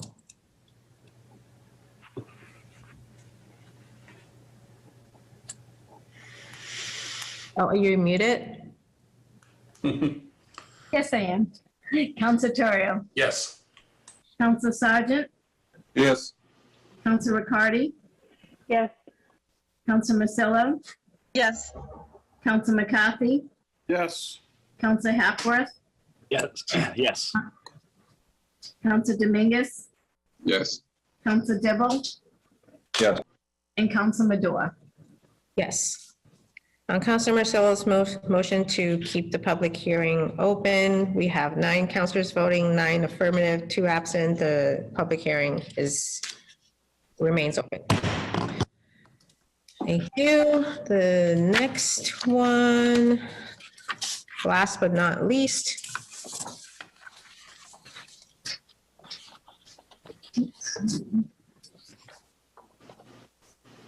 We have a temporary moratorium on new building permits for construction within the buffer zones of a wetland or in a floodplain. Thank you, Madam City Clerk.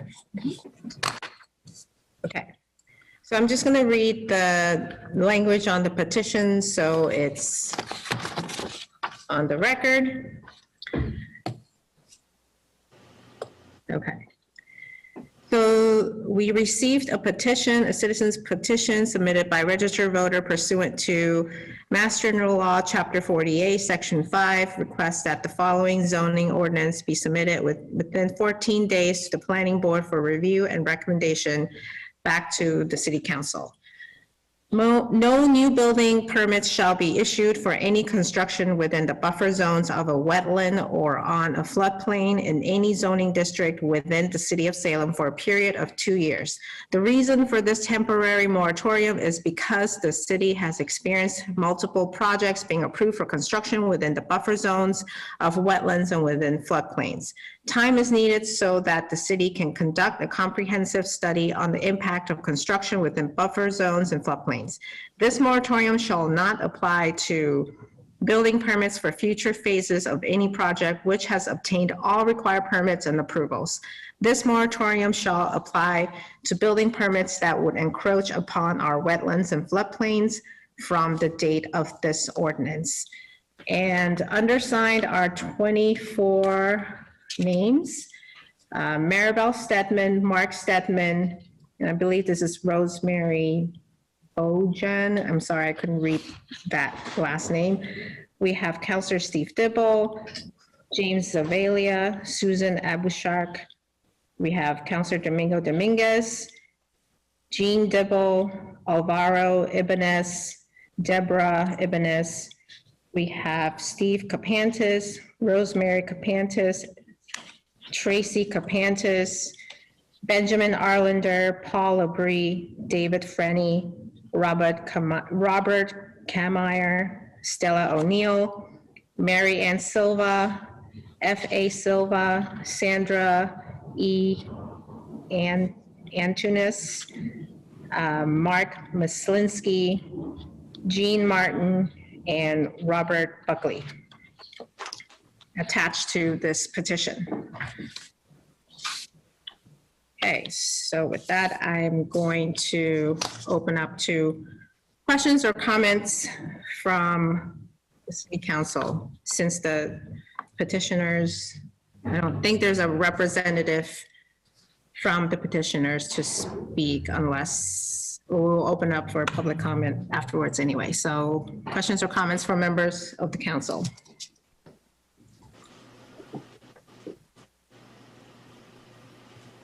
Any hands? Councilor McCarthy. I'll start. My only concern is the way this is written, and this has been the issue from day one, is anybody who is in a floodplain, whether it's near the coast or wherever, I'll use my ward as an example. We have lots of buildings that are currently in a floodplain. So you're going to tell somebody who lives, the way this is written currently, you're going to tell somebody who lives in a floodplain that they can't redo their kitchen or to redo their bathroom. It limits all building permits. This is, the scope is, I guess my question to the people on this council that signed this petition is, what is the intent? Is the intent to protect the resources, or is the intent to protect, is the intent to stop development in the resources? Because, I have people who own properties in the resources that currently live there and that may want to make improvements to their property. But the way I read the language, unless I'm reading it incorrectly, is currently they would be exempt from applying for a building permit. We all received a letter today from the North Shore Medical Center who's considering, improvements to their facility, of which this would also impact them. So what is the intent, and, why is it written in this way? Councilor Dibble and Councilor Dominguez. Thank you, Madam President. I'll take a stab at answering that question through you, Madam President. I believe the intent, and I did not write this, nor did I write the previous one that some 1,500 to 1,900, depends on who you talk to, Salem residents signed and asked the city council to take action by strengthening our wetlands laws here in Salem and our flood hazard laws, our ordinances rather, and to take action, have the city council take the action by the end of December 2020. So we had it for 5 months or so anyway, and nothing still has come of it. We haven't had a single meeting on it where the public, a single public meeting where the public is invited to speak and be heard. That needs to happen. We have a private group happening that is working on it. And I applaud their efforts. I think it's a good thing. But I'm the former conservation administrator in Salem for a bunch of years as a senior planner for 14 years at Salem City Hall. And I was not aware that this private group was even meeting. I would have volunteered my services, my time to assist in the effort. But to answer the Good Ward 1 councilor's question was, in my opinion, it was to stop the overcrowding of Salem and the building of huge housing developments, luxury apartments, in and near our wetlands and our flood hazard overlay areas. So I'd like to move that the language of this be changed slightly to specify, and by the way, it was not designed, I believe, in a way of stopping the development of higher paying jobs in any businesses in Salem. It was to stop the luxury apartments from coming in and overcrowding our city and hurting the wetland resources at the same time. So I'd like to move that the matter be changed to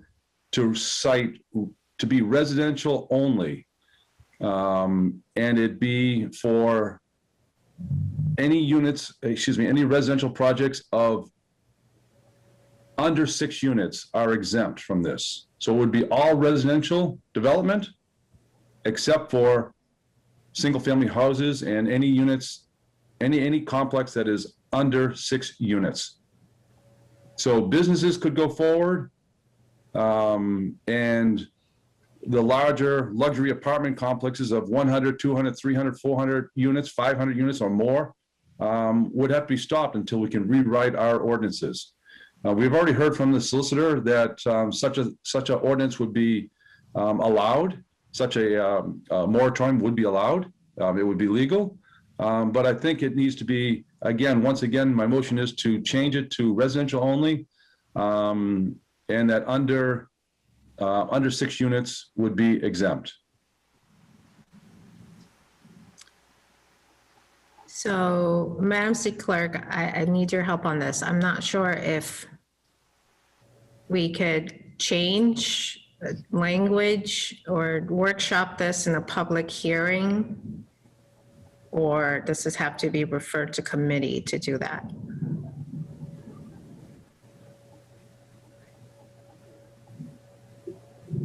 I don't think it's the right time to make that kind of motion. We're simply How holding. it came in from the petitioners, so if it would either be up to a committee or the planning board to make that recommendation. Okay. So I would prefer that any kind of motion be made within the committee following the planning board's recommendation, not on the floor of a joint public hearing. Any further questions or comments from members of the council? Oh, Councilor Dominguez, you were next. Thank you, Madam President. I'm going to be brief. I think the good Councilor Ward 7 said most of my comments, but I just want to add that the intention precisely was to bring it to committee so we can bring a final product that feed the intention of having a construction city where we have taken into consideration the wetlands and protect those important areas in our city. So from day one, when I was approached by that group that this good Councilor Ward 7 mentioned, they just pretend to bring a piece of information to us so we can put into committee, so we can work and present an ideal solution to that situation. I remember when I presented myself, I was in some type of form, I was beaten by some of my colleagues because they actually insinuated that I'm an expert on the area, in which I don't have to be an expert. I'm a resident of Salem, I'm a councilor, and I have to make sure that my city continue to move forward in a way that I can live a better city for my children and for the people that I represent, which are all of the residents of Salem. So the intention was to have a discussion, bring it to committee, and we, as a elected official, work and make the recommendation and shape the language that feed on all of the angle that will protect our environment. So just quickly answer to the good Councilor Ward 1, which I know is actually, and others have that concern in mind. I just wanted to let you know once again that our intention in my end was to try to bring it to committee in a way that can be discussed, that can be here in the proper way as a city government that we are. Thank you. Thank you. Any further comments or questions from members of the council? Councilor Marcello. Thank you, Madam President. I appreciate those comments. I also am not an expert on this area either, but you know who our experts are: the Conservation Commission, the Planning Board, the boards that handle development right now. So what I'm hearing is that we're trying to use a wetlands ordinance to stop multi-unit development. And that to me is wrong. Wetlands ordinances and regulations are built on science. that's what they need to stick with, is science. And that's what the Conservation Commission uses, their knowledge and their science, when they're approving projects in buffers. And so we find ourselves once again in a position where counselors are bringing through zoning changes that have a huge impact on hundreds and hundreds and hundreds of residents and business owners in our city. And backpedaling again, saying, well, yep, it's not written correctly. Yep, it's too much. It went too far. I want to change this. I mean, I'm not sure how many times we have to go through this. This, as it's written, would preclude any building permits by homeowners and businesses in floodplains and wetlands buffer areas.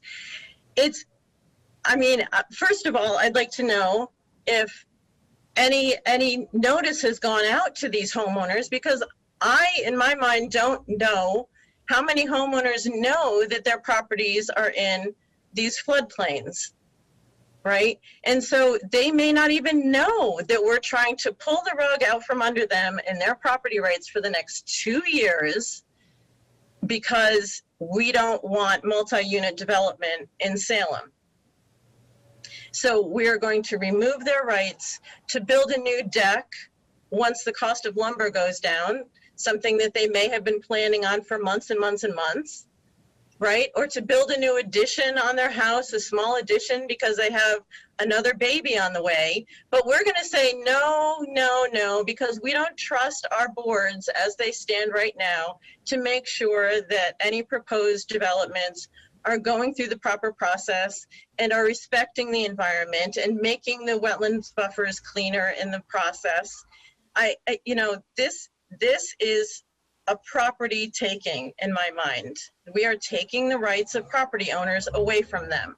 And these are hundreds and hundreds and hundreds of property owners in Salem living in floodplains and businesses and the hospital, our largest employer. And so we're going to tell them, yep, no, 2 years because we don't like multi-unit development in Salem.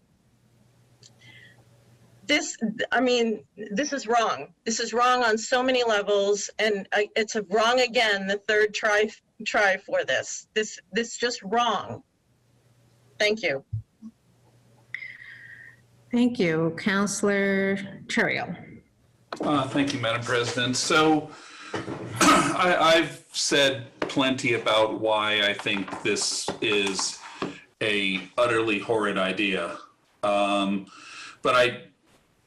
And if the council and if members have issues with the potential for development or the way zoning allows things, then what we should be looking at is besides looking at the regulations that are underlying this, which is a process that is in fact happening, we should be looking at the zoning.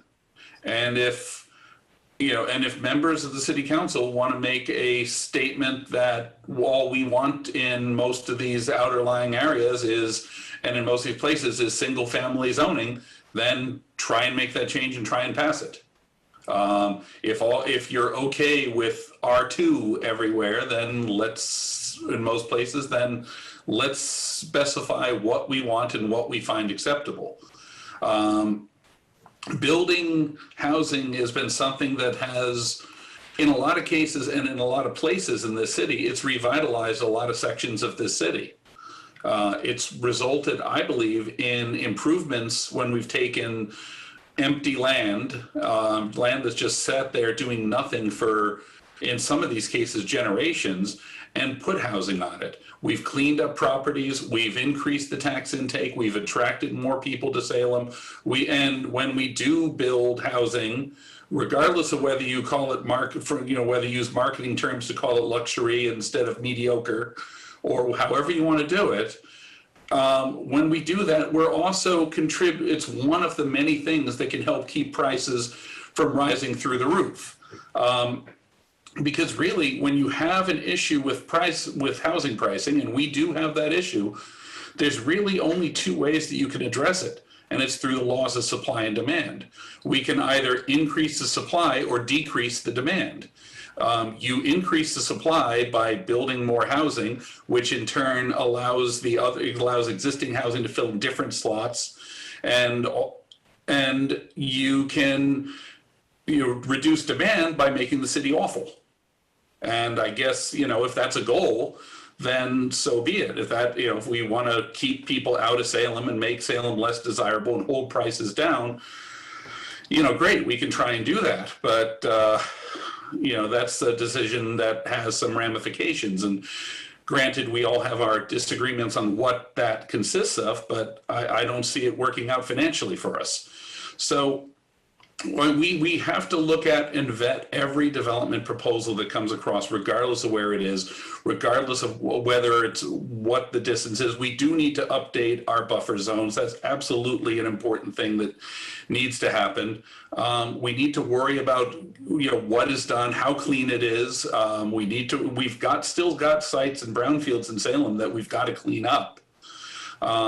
But this as a tool to do it just to me seems not worth our time being here tonight. I'm happy to listen to whatever we have for public comment on it. I'm happy to listen to the rest of the council, and then I hope that we move this on to the planning board, who proceeds to, fling it off and see it vanish sooner than later, so that we can get some real work done at looking at underlying zoning and looking at and updating our regulations that really do need that update. And in that sense, I agree with a couple of my colleagues who've spoken so far that we need to move that process forward. I'm glad to see that the public process has begun, and I expect it to get someplace, and I really hope that we can see something come to that before this term is over that we can move forward with, because it is a need. So thank you. Thank you. Councillor Dominguez and then Councillor Riccardi. Thank you, Madam President. I wanted to make sure that I'm very clear on this. I wanted to understand the process. A group of residents concerning about the wetland and the environment propose something to be listened by the people they elect. The minimum this group of people they elect need to do is to listen to those people. But I don't see that's what happened here. I think for any reason, it was submitted many, many months ago. Nothing happened. Now it's bring it up again in another attempt by those group of people by signing. Again, what is the democracy? I want to ask, what is the process? I mean, what exactly is we missing here? Because I think we're missing the big picture of government. That's not how government is supposed to be. We're supposed to listen every concern of the people who elect us, no matter how big, how done, how not, name it. But I don't see that in here. Instead of that, what I see all the time is, no, the wording is not right. You're not an expert. You listening to people who might think we haven't heard the issue yet. And that's the intention of this, was to bring it to us so we can debate it on a committee and we can come with some solution. The solution might be those things that you're saying right now. There's no room for nothing here because it's going to damage this or that or that or that. Instead of that, we say no from day one. And that's not how you govern. I'm an elected official. I listen to everyone, no matter how dumb are the concern. But that's not what I see here. With all due respect, this was bringing in many months ago to one of the committee. The committee chairman say no, we are not going to discuss it. It's been back and forth with those groups who tried to bring it forward. They approached me at one point, and I bring it in an amendment to a moratorium. I was saying no, you're not an expert. That this is not the way it is. We're using systematic knowledge to try to stop the residents of Salem who are concerning about something that is going to be consequential to all in one point or another. The least we can do is to say, okay, bring it over. Your wording is not correctly. Let's have all of the experts together. Let's try to bring it together. This is we can do. This is we cannot do. But we don't give that opportunity to anyone. We give 3 seconds to in public hearing and a Zoom controlled by the technology, who know everybody can see it, and then we come with the decision that we already say that it's been the best. That's not how we govern. I'm sorry. So I want to see something happen. We need to listen to the people of Salem. We need to listen to the people of Salem. There has been a lot of signatures, there has been a lot of effort to try to raise their voices, and we need to hear them. That's why I was elected for. I'm going to listen to them. I don't know about you, but I'm going to listen to them because they elect me, and they are the mandated forces right here. And I yield. Thank you. Councilor Riccardi. Thank you, Madam President. So I just wanted to comment. I was reading the moratorium that was submitted by 25 residents, including 2 members of our council, which is why I think we are asking questions to them. The moratorium, as I read it, was written to protect wetlands and floodplains. That definition could be discussed a lot further. That intent and that reason can be discussed a lot further. But what I'm hearing from 2 signers of that this submission is that the intent is to stop housing from being built. And that's just wrong, if you ask me. That doesn't seem like the correct path to be doing that. If that's your intent, if your intent is no more luxury housing in Salem, no more housing in Salem, no more multi-unit buildings in Salem, then write an ordinance change for no more multi-use housing in Salem and submit that. We should be protecting our wetlands. We should be protecting our environment that we have. And we do need to be updating our wetlands ordinance, which I don't know about everyone else, but I was on an amazing forum last night that went into the details about that and what that entails. And it's really complicated. I tried to follow along, and the presenters did a really great job of breaking down the information. One of the things that I noted was that not all floodplains are created equal. They don't all have the same they don't all act the same. They're not all the same in how they act, how they flood. We need the experts to discuss and to speak to this point. And that, in my mind, is what needs to be happened. So I don't necessarily hear no's from us or from the committee or from the body. But what I hear is do it correctly. This doesn't make any sense. If the intent is to stop multi-unit housing, do that. Don't put it under a disguise of environmentalism. If you are concerned about the wetlands and zoning and floodplains, then go down that path. But to do this as a guise to stop multi-unit housing does not make any sense to me. It seems like a broad stroke that's going to have immense implications that we have already been discussed this evening. But I also agree this is a joint public hearing, so I won't make any more comments. Thank you. Thank you. Any members of the council would like to comment further? I'm going to go because I haven't gotten to talk yet before I call on anybody else. I think the moratorium is an action of the extreme. I believe that it is far-reaching, and I also believe that it is, as Councilor Riccardi said, trying to hide anti-development sentiments under the banner of environmentalism. I believe that if you are a true environmentalist, you would propose a zoning amendment to eliminate parking minimums in building, in development, because at least a third, if not more, of the greenhouse gas emissions in this country is caused by cars and transportation. So rather than, and I hear this a lot in many development meetings, community meetings, planning board meetings, ZBA meetings, conservation meetings, that we need to provide more parking for people who want to live in these new buildings. And then we also complain about traffic. And then we also all say that we are climate activists.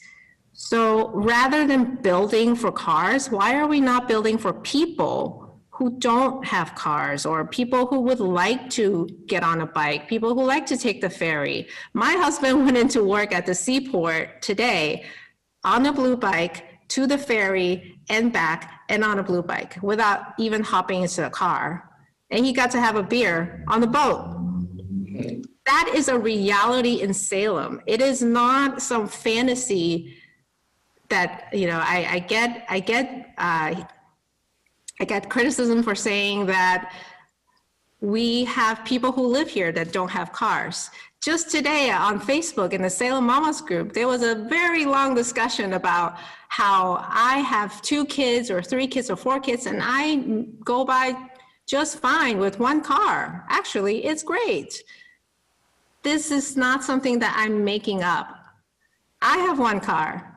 I rarely drive it unless it's rainy, which has happened a lot lately, to pick up my kids from camp at Forest River, or if I'm too lazy to walk to the Y, or if there's a tornado. But if you are a true environmentalist, you will not ask the city council to adopt a moratorium to stop residential buildings or any buildings of the sort to protect wetlands. You will propose an ordinance to protect wetlands, which is exactly the work that we're doing right now. And the forum yesterday was excellent. I actually learned something new about the differences in wetland resource areas. There's actually more than I thought there was. So to say that nothing has happened, I think that is a huge offense to all the work of the members of the planning board, the planning staff, and the volunteers who serve on those boards that have been doing this work. And we hired a consultant to do the research and put up this amazing website for public input. And by the way, the public survey is actually live today. I urge everyone to go fill out that survey. And to say that nothing has happened and the hours that we have devoted in this chamber virtually to argue this topic is not the definition of nothing has happened. So I reject the notion that nothing has happened.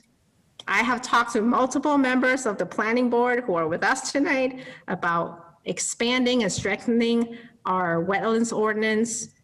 And so I have to speak up and say that, you know, it's just saying that nothing has happened. And I think that's really gaslighting members of the public. I think the conversation has to be thoughtful because of the complexity of the issue. As you can tell from last night's forum, it's not something that we can just simply slap a moratorium on. I know there is somewhat of a trend in the state, in different cities and towns, for moratoriums, and every single one that I've heard so far has failed. Last night, just in Amherst, failed. A few weeks ago in North Andover, failed. And I believe there was one somewhere that also failed. But this is not the way to do thoughtful planning or to get public feedback. And I agree with Councilor Marcillo, the extent of a moratorium like this one is beyond what our mind could actually perceive. I was just speaking with a property owner today who would like to expand or capitalize on land and build a duplex in my ward. And I looked up the map. It's completely within a floodplain, even though it doesn't seem like it is. So it is nearly a taking of property rights, which this property owner had every right to do. And so I think the work is happening. It's very thoughtful work. I was very impressed by the consultant, so I would like to see this not move forward and fully encourage the public to fully participate in the conversation that's already happening. And I believe there are several public forums that are scheduled already by the consultant, a really robust website, and a public survey. And so with that, I'm going to call on, I forget who raised their hand. Sorry. Councilor Dibble. Thank you, Madam President. I'd have to agree with our president, our Ward 2 councilor, that a moratorium is extreme. And I'd agree with everybody who commented that the wording could be better. That's why I proposed that motion earlier tonight to change it. This has been going on for over a year with hundreds of people asking for help from our elected officials, from this city council, from our mayor. And yet we're not acting on it. We had hundreds of green signs. Actually, I don't know how many signs, but there's a lot of them. We all see them all around the city.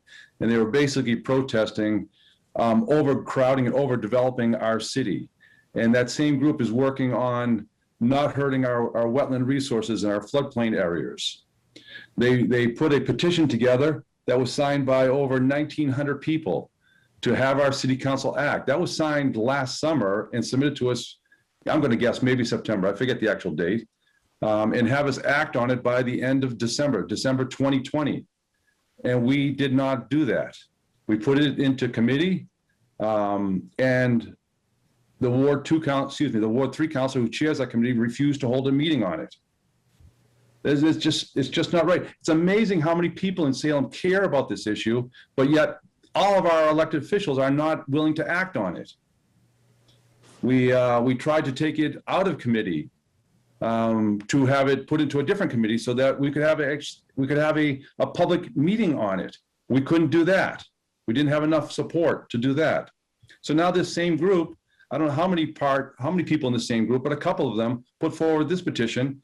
And so, Madam President, I'm going to stop now, but I did make a motion and I believe you need to act on it. I made the motion to change the moratorium to be residential only and that properties under 6 units be exempt. Would you please act on my motion? Councilor Dibble moves to add properties under 6 units to the language of the moratorium.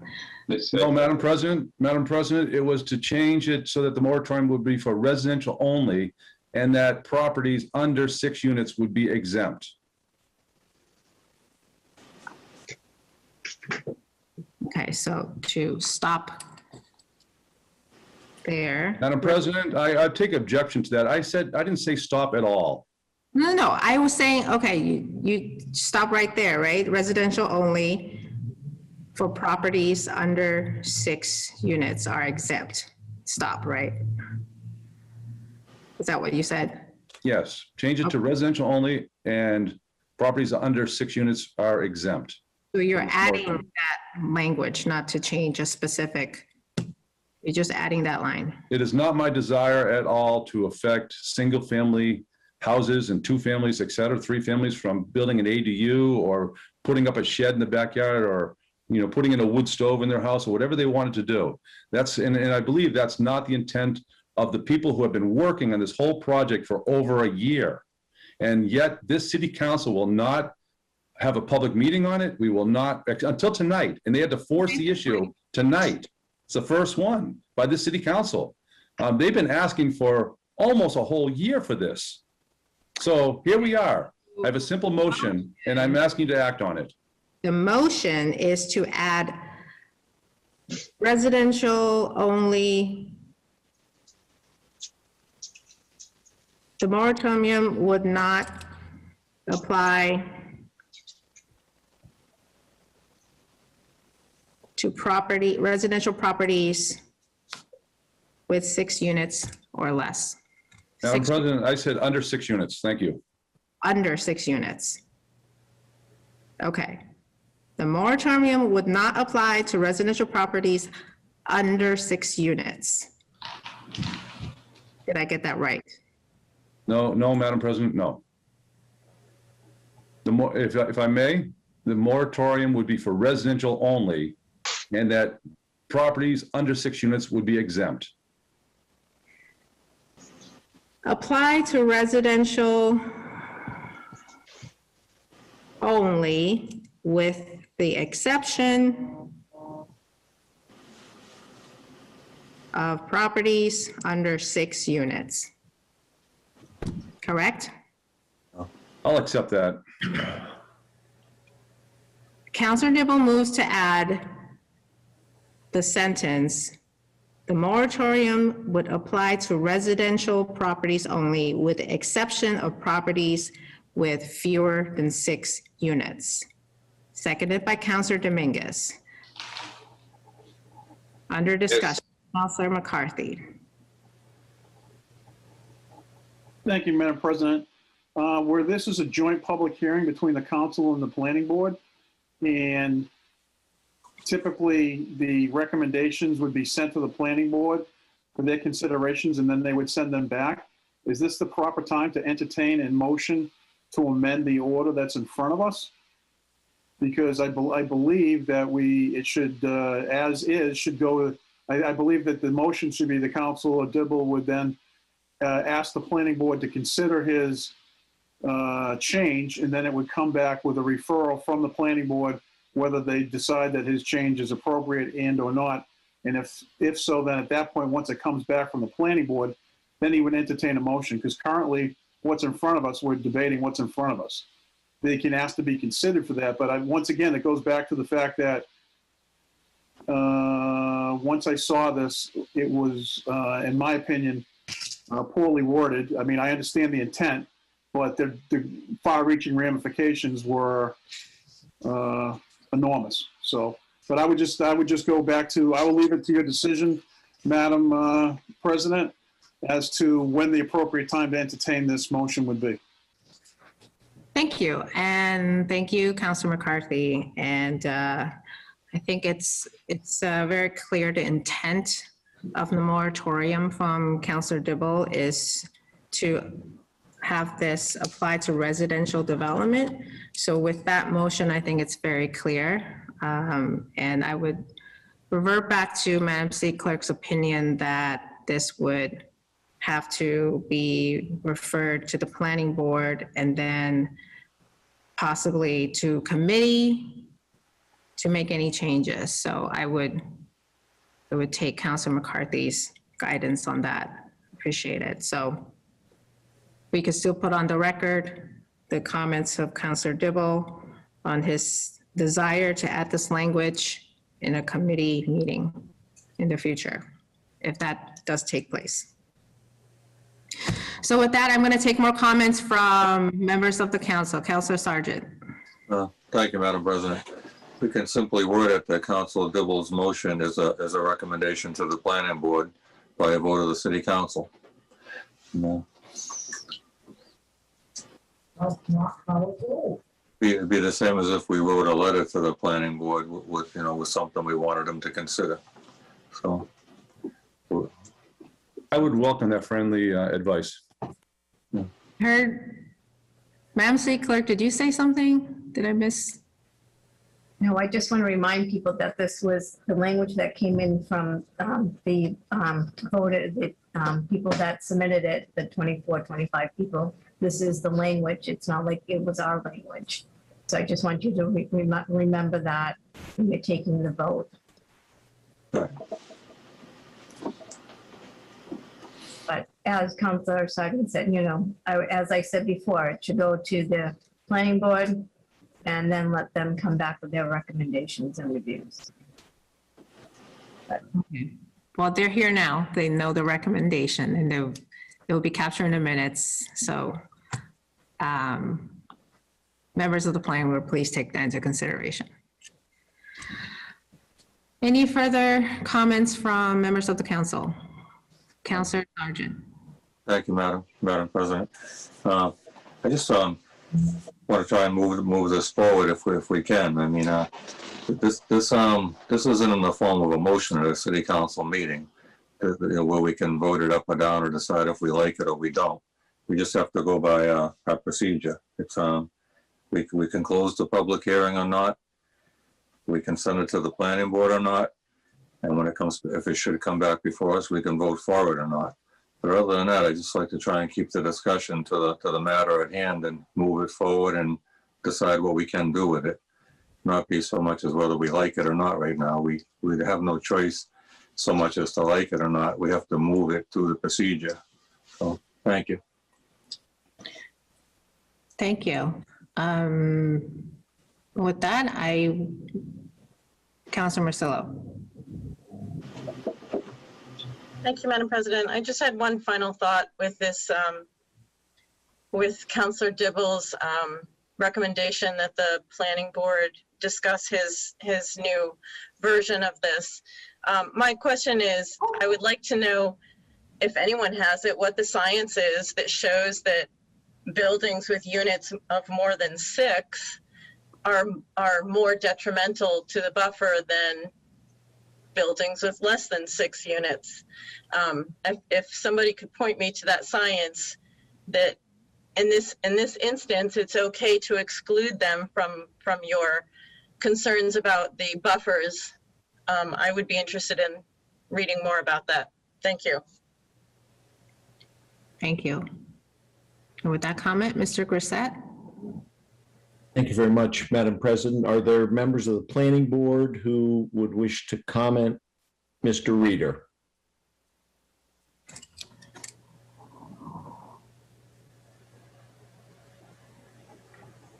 Yeah, so I simply wanted to say that the planning board is not asking for this moratorium, and as it is written, it upends the ability of the 2 boards, that being the Conservation Commission and the Planning Board, to review and process applications for change, both small and large.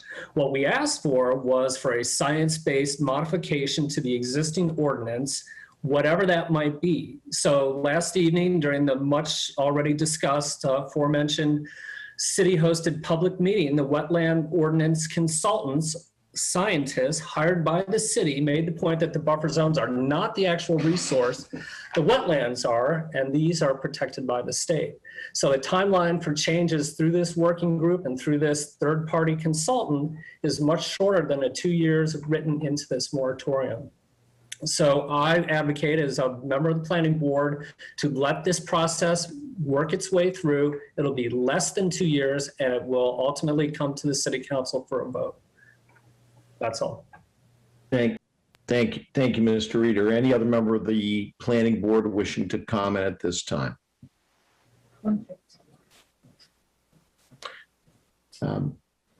Seeing none, I would. No. Why don't you go, go ahead. You can go first, Bill. No, you first, Noah. Go ahead, please. I think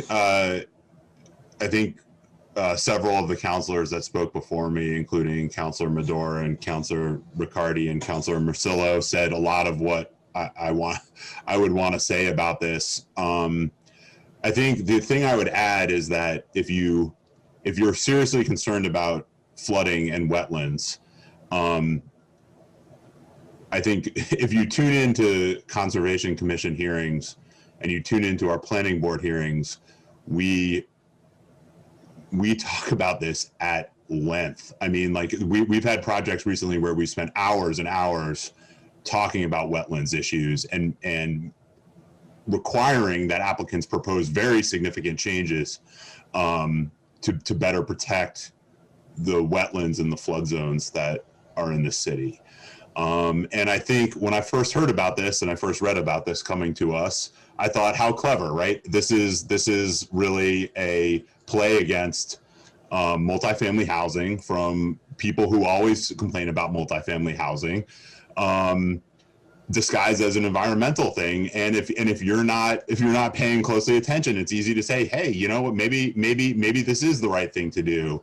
But I was a little bit astounded that Councilor Dibble essentially gave it away on the first comment and basically said the purpose of this is to stop large residential buildings. And I'm not trying to be contentious about this, but the fact that the effort was put in to propose a zoning change, to propose a sweeping, dramatic moratorium on development, and the thought was not even put in advance, like, will this apply to commercial buildings? Like, what about single family homeowners? Like the sloppiness with which this reached us is just, I mean, especially considering that we had 2 city councilors involved in the petition. I mean, it's not acceptable. And the idea that we're going to just, on the fly, maybe this shouldn't apply to commercial buildings. I mean, so what? So you can build a, you can build a 40-unit condo. You can't build a 40-unit condo building encroaching on a wetlands buffer, but you can build a Walmart. I mean, that's the exact same building dimensions. Like, it's not thought out enough to come to us in this form. And I don't think it's a serious proposal. I don't think this is a serious policy proposal. I think this is political theater, and I don't think it belongs in front of us. Thanks. Thank you. No, any other, before I put my 2 cents in very briefly, any other member of the planning board wish to comment? Yes, Mr. Fury. I totally agree. This does not belong before us. We're very fortunate tonight to have Amanda Shinkola right here with us tonight. Mason Wells, Tom Daniels, an amazing planning department, an amazing planning board that I'm honored to be part of, a broad cross-section of opinions. We have the Conservation Commission, bright shining stars. We have good people there, and we have 3 or 4 members of the city council, ill-conceived, ill-advised, no vision. Sounds like an election year stunt situation. It's not going to solve anything. Leadership requires hard work, tedious work. This may require 2 years. This is not a 1-year election cycle coming up for an election. I believe we have to use science, trust, good judgment, the city council, neighborhood meetings, Conservation Commission. They weren't even asked. If you look at the motion that was made for the original moratorium, that it gave the city council 2 days, Friday, to have an immediate moratorium across the board. That's totally the most ill-conceived, ill-advised motion I have ever seen in my 36 years in elective office and 1 year in the planning board. That shows no leadership. That shows bankruptcy. Doesn't show vision. We need participation and empowerment by the community itself there, by experts who can trust, science advisors, like last night's meeting. This is totally out of the realm. This is out of the twilight zone, I believe, sincerely. Ill-conceived. It doesn't belong before us. Thank you. Thank you, Councilor Fury. Any other member of the planning board before I make my comments? Seeing none. I'm not going to take the time to reiterate what others have said. Councilor Morcillo, McCarthy, Madore, Riccardi, and other members of the planning board. Councilor Dominguez is concerned that we as boards, as a city, do not listen to our citizens. We do. We have. We've discussed this evening at, frankly, great length. This has been discussed by both boards, by the council and by planning board. At least we've discussed issues that revolve around these same themes. Councilor Dibble came, I'm sure, with good intentions, with a petition that he signed that he then said he didn't like the language of, and on the fly attempted to amend the language. I'm not sure that that reflects the other 23 people who signed that letter and their needs. I do agree this is political theater. I hate to see the level of acrimony increase any more than it is. I think we have given this time. We will do our job as members of the Salem Planning Board, if directed by the City Council, to review and report back. But I, for one, see this as a very thinly disguised attempt to stop multifamily and multi-unit development. Thank you, Madam President. Thank you, Mr. Grissett. I will now recognize the mayor. Thank you. I just want to go on record in opposition to the proposed 2-year building moratorium, which would prohibit issuance of a building permit in the city of Salem for any project located in a buffer zone to a wetland resource area or in a floodplain, as has been discussed. As many of us know, Massachusetts has enacted regulations that set minimum construction standards for a building in a location close to a wetland resource area, including parcels close to a beach, a salt marsh, a floodplain, or any other area subject to the Wetlands Protection Act. These types of areas represent significant sections of our city. And at present, building in or near these areas under state and local laws requires review and approval by the City Conservation Commission and often the Salem Planning Board as well, before any project can proceed. This means that local commissions and boards must sign off and set conditions. On larger projects, both local and state entities must review and approve projects in these areas. We presently follow state regulatory guidelines in reviewing these projects to ensure that wetland resource areas are protected and that construction activities do not further impact wetland areas. As has been stated, the city, with the urging from Ward 3 Councilor Patty Morcillo, has set up a working group and is a thoughtful process underway to review our current regulations and determine whether we want to adopt local regulations that may be stricter than the current state guidelines. This requires technical assistance, and because of the multitudes of parcels in Salem that are located in wetland buffer zones and floodplains, it's important that this review be undertaken thoughtfully, as has been noted, and with input from the community. This moratorium proposal is taking the exact opposite approach. It's applying a sledgehammer to an issue that really requires a scalpel. There are large parts of our city that are located in wetland buffer zones or floodplains. The current moratorium would prevent homeowners, institutions, small business owners, schools, and the city itself from undertaking any work that required a building permit in these areas. Again, this is a significant part of our already as-built city infrastructure, and this moratorium means we could not repair, expand, or build anything in these areas for 2 years. You couldn't repair your kitchen, you couldn't upgrade your roof, you couldn't expand your garage. There are several newer projects that had this moratorium been in place, they could not go forward. The cleanup and redevelopment of the Salem Suede site, the Flintan site, the Salem Oil and Grease site.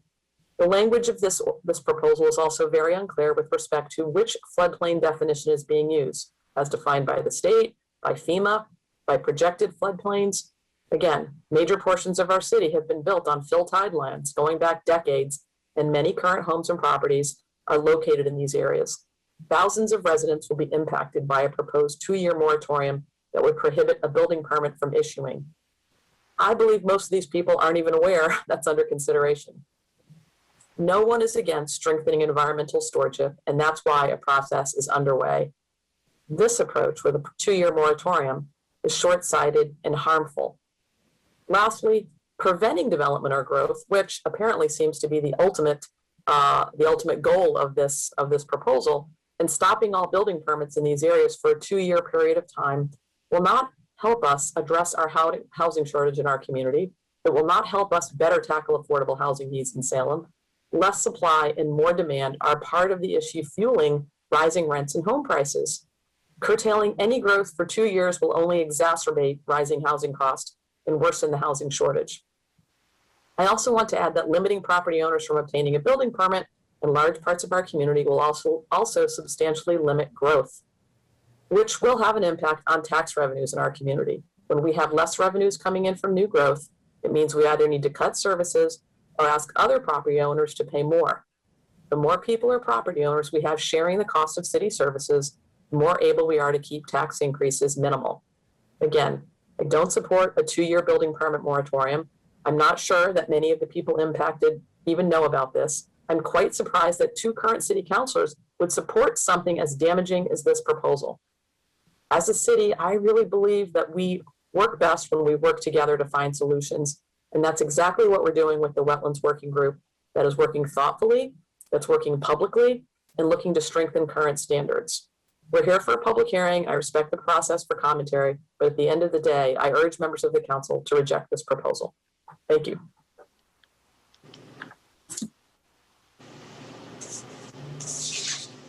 Thank you, Mayor. We do have several hands raised, so I would like to turn it over to public comment. Before we do that, I did receive a few letters from stakeholders in the community. It wasn't clear whether they wanted us to read it into the record, but I'll just say that the Salem Partnership, North Shore Medical Center, Salem Chamber had all written city councilors in opposition of the moratorium.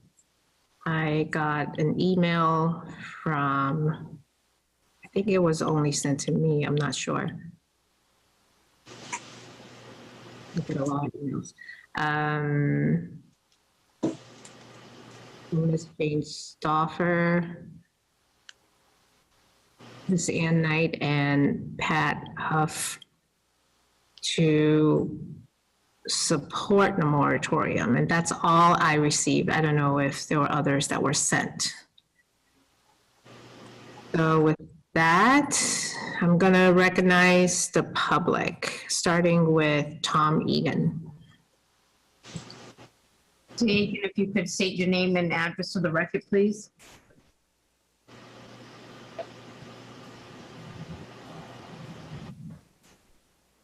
Can you unmute yourself, sir? Mr. Egan? Hello? Hello? Can you Name and guys hear me? address. Yep, no, name and address for the record now, please. Thomas Egan, 57 Wharf Street, Salem, Massachusetts. I'm the attorney for Michael and Richard Rocket, who submit the following opposition to the proposed moratorium. It'll take me less than a minute to present it to you. I'm going to read it to you. I, T. Michael Rocket, in my capacity as a Salem business owner, hereby submit this letter in opposition to the proposed 2-year moratorium on new construction within wetland buffer zones. My brother Richard and I own and operate an 86-room hotel with function rooms, a mixed-use shopping plaza with over 100 tenants, a 50-boat slip marina, and a restaurant, all situated in downtown Salem along the Salem Harbor coastline. As Salem business owners, we have benefited substantially from the goodwill and support of the city of Salem these past 25 years.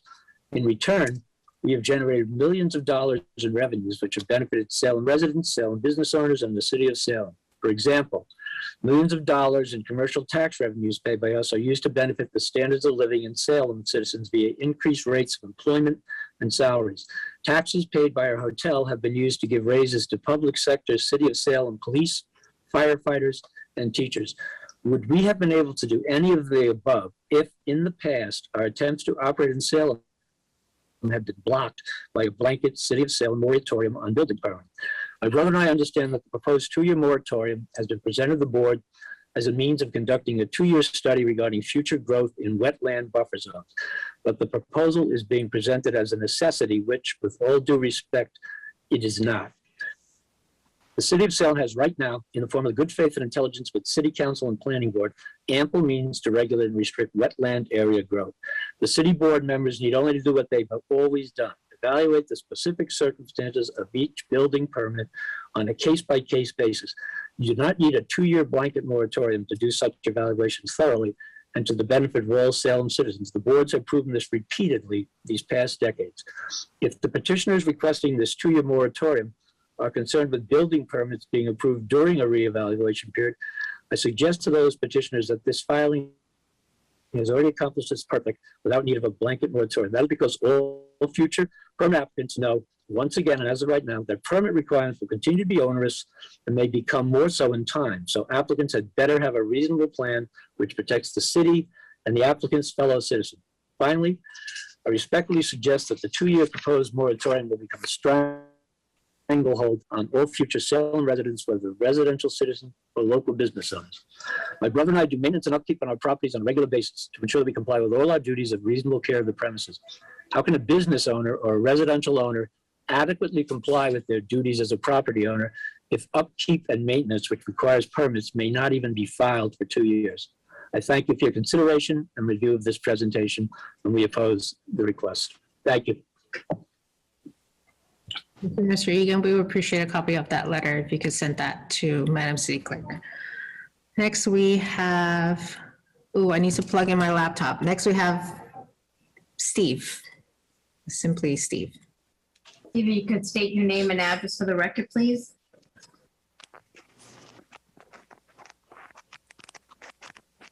Good evening. Steve Kapantis, 23A Wisteria Street. So I want to talk about the genesis of the wetland ordinance and the intent. I am the co-author of the moratorium that is in front of you tonight. And the intent of this moratorium is to protect our resources. I started the petition regarding wetlands, the one that has 1,800 signatures. It did not include floodplain overlay districts, nor did the moratorium the first time I wrote it. I was asked by others to include that. If the other co-author wishes to speak tonight, they can. I hear comments tonight that this came to you in an unpolished, unprofessional. This is a group of residents. We aren't professionals in this field. That's why we approached the city council and asked them to bring it to the planning board. And that wasn't allowed. We wanted this in front of our professionals for their recommendations. And when that wasn't allowed, that is what led to this petition. And quite frankly, some of the recommendations I'm hearing tonight to not send this to planning, quite frankly, I think you need to read that chapter and section again. You don't have an option. The law is specific. You must send this to the planning department for their review and recommendation. We are in this position because you refused us the right to have this being heard. So now you are handcuffed by what the laws are. In regards to the current working group that's going on, I attended the meeting last night and I was quite impressed. This is excellent. And I've heard it from the planning board, I've heard it from the conservation committee, and I've heard it from city council. We need to improve our wetland ordinance. And that's what's being worked on now. When this moratorium was filed, we didn't know this was being worked on because all the work prior was done in private, not in public. So I agree with many of the comments that a 2-year moratorium is too long. If we're already working on the wetlands and we anticipate that it's going to be done in the waning months, then why wouldn't we say, okay, we agree it needs to be strengthened. Why don't we put a 5-month temporary moratorium? And why are we looking at the writing of this zoning amendment that's being proposed as its entirety? Please, anyone from any of these boards, tell me any time, any ordinance, any amendment has come forward and was not tweaked, was not improved, was not rewritten. It's as if tonight you want to say, well, it's not perfect, so it's going to be no. How many ordinances would our city pass if that was the approach you took? We've asked you to look at this. The request was to send it to planning so we could get their professional opinion on this matter. And I hope that you go ahead and do that. And you should all have your phones open right now and read the law because it was researched before this was put in.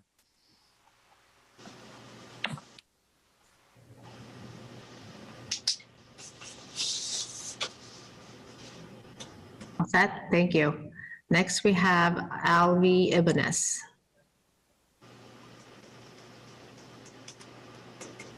Ibanez, if you could state your name and address for the record, please.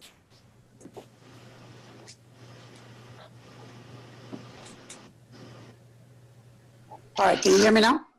Yes. Albi Ibanez, 20.5 Barnes Road in Salem. And, well, I just want to start with a famous word by President Biden, right? When he says this is a bunch of malarkey. And this is what I'm hearing tonight. Folks, this moratorium happened because the ordinance was in complete silence.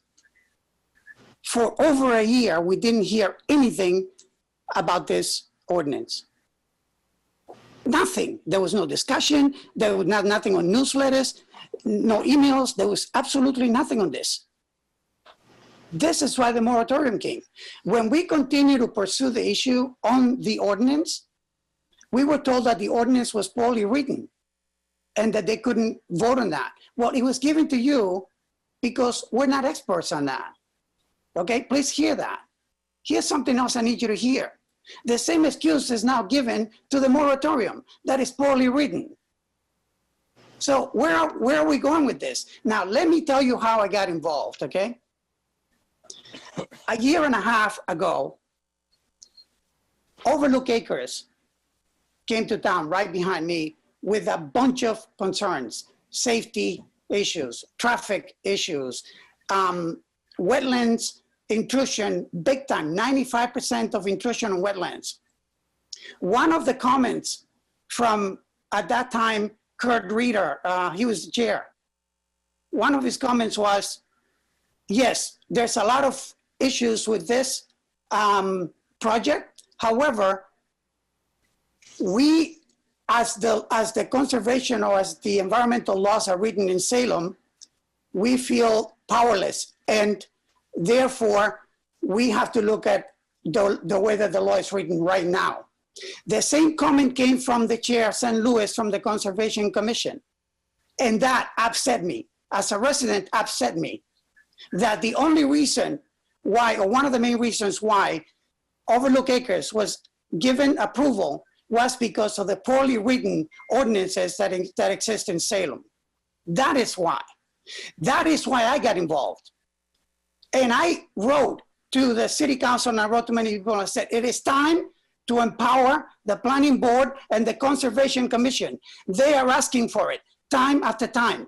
And they keep saying that since 1970 something, the laws were not, have not been taken care of or upgraded. And because of that, they're giving permits away and other matters that otherwise wouldn't if the ordinance was strengthened. It is because of that that I got involved. It is because I didn't want the same thing that happened at Overlook Acres to happen across Salem, and it is happening. It is because of that. I am not an expert in running ordinances or writing moratoriums. I only wanted things to happen because, I only wanted to prevent things that happen at Overlook Acres in other parts of Salem. That's why I got involved. I said malarkey, you know why? Because all I keep hearing is excuses for not working on the ordinance, excuses as to why the ordinance is poorly written, excuses as to why they don't want to bring it up, all excuses.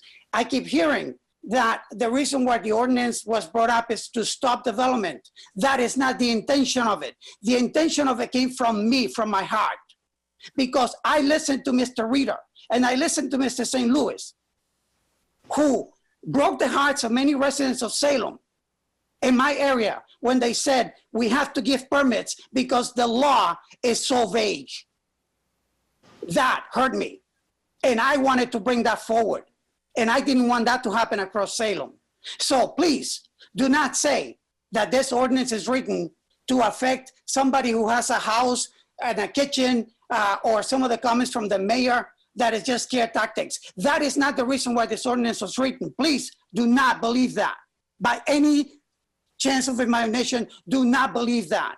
This came from the issue that happened at Overlook Acres.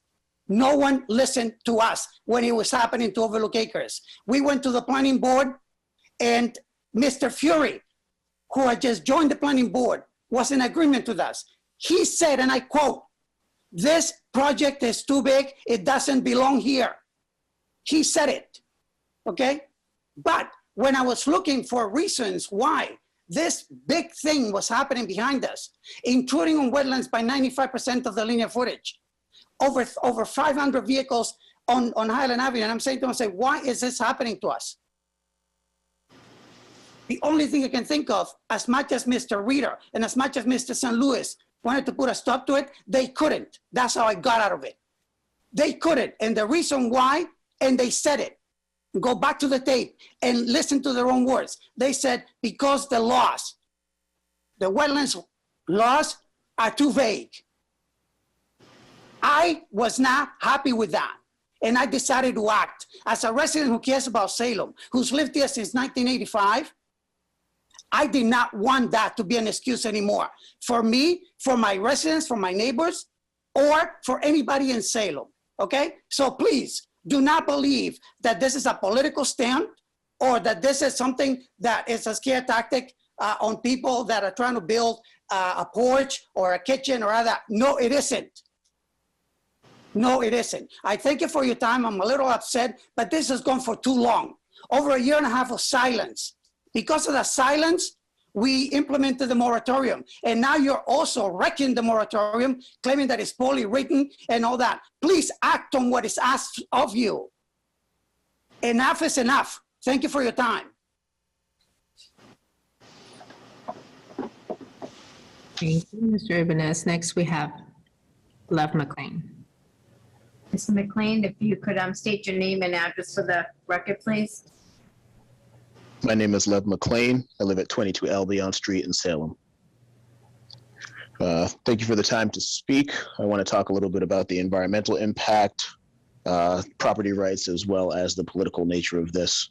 So in terms of the environmental impact of the proposed moratorium, I think it's fair to say that everybody in the room so far seems to agree that the wetlands protections regulations need to be strengthened.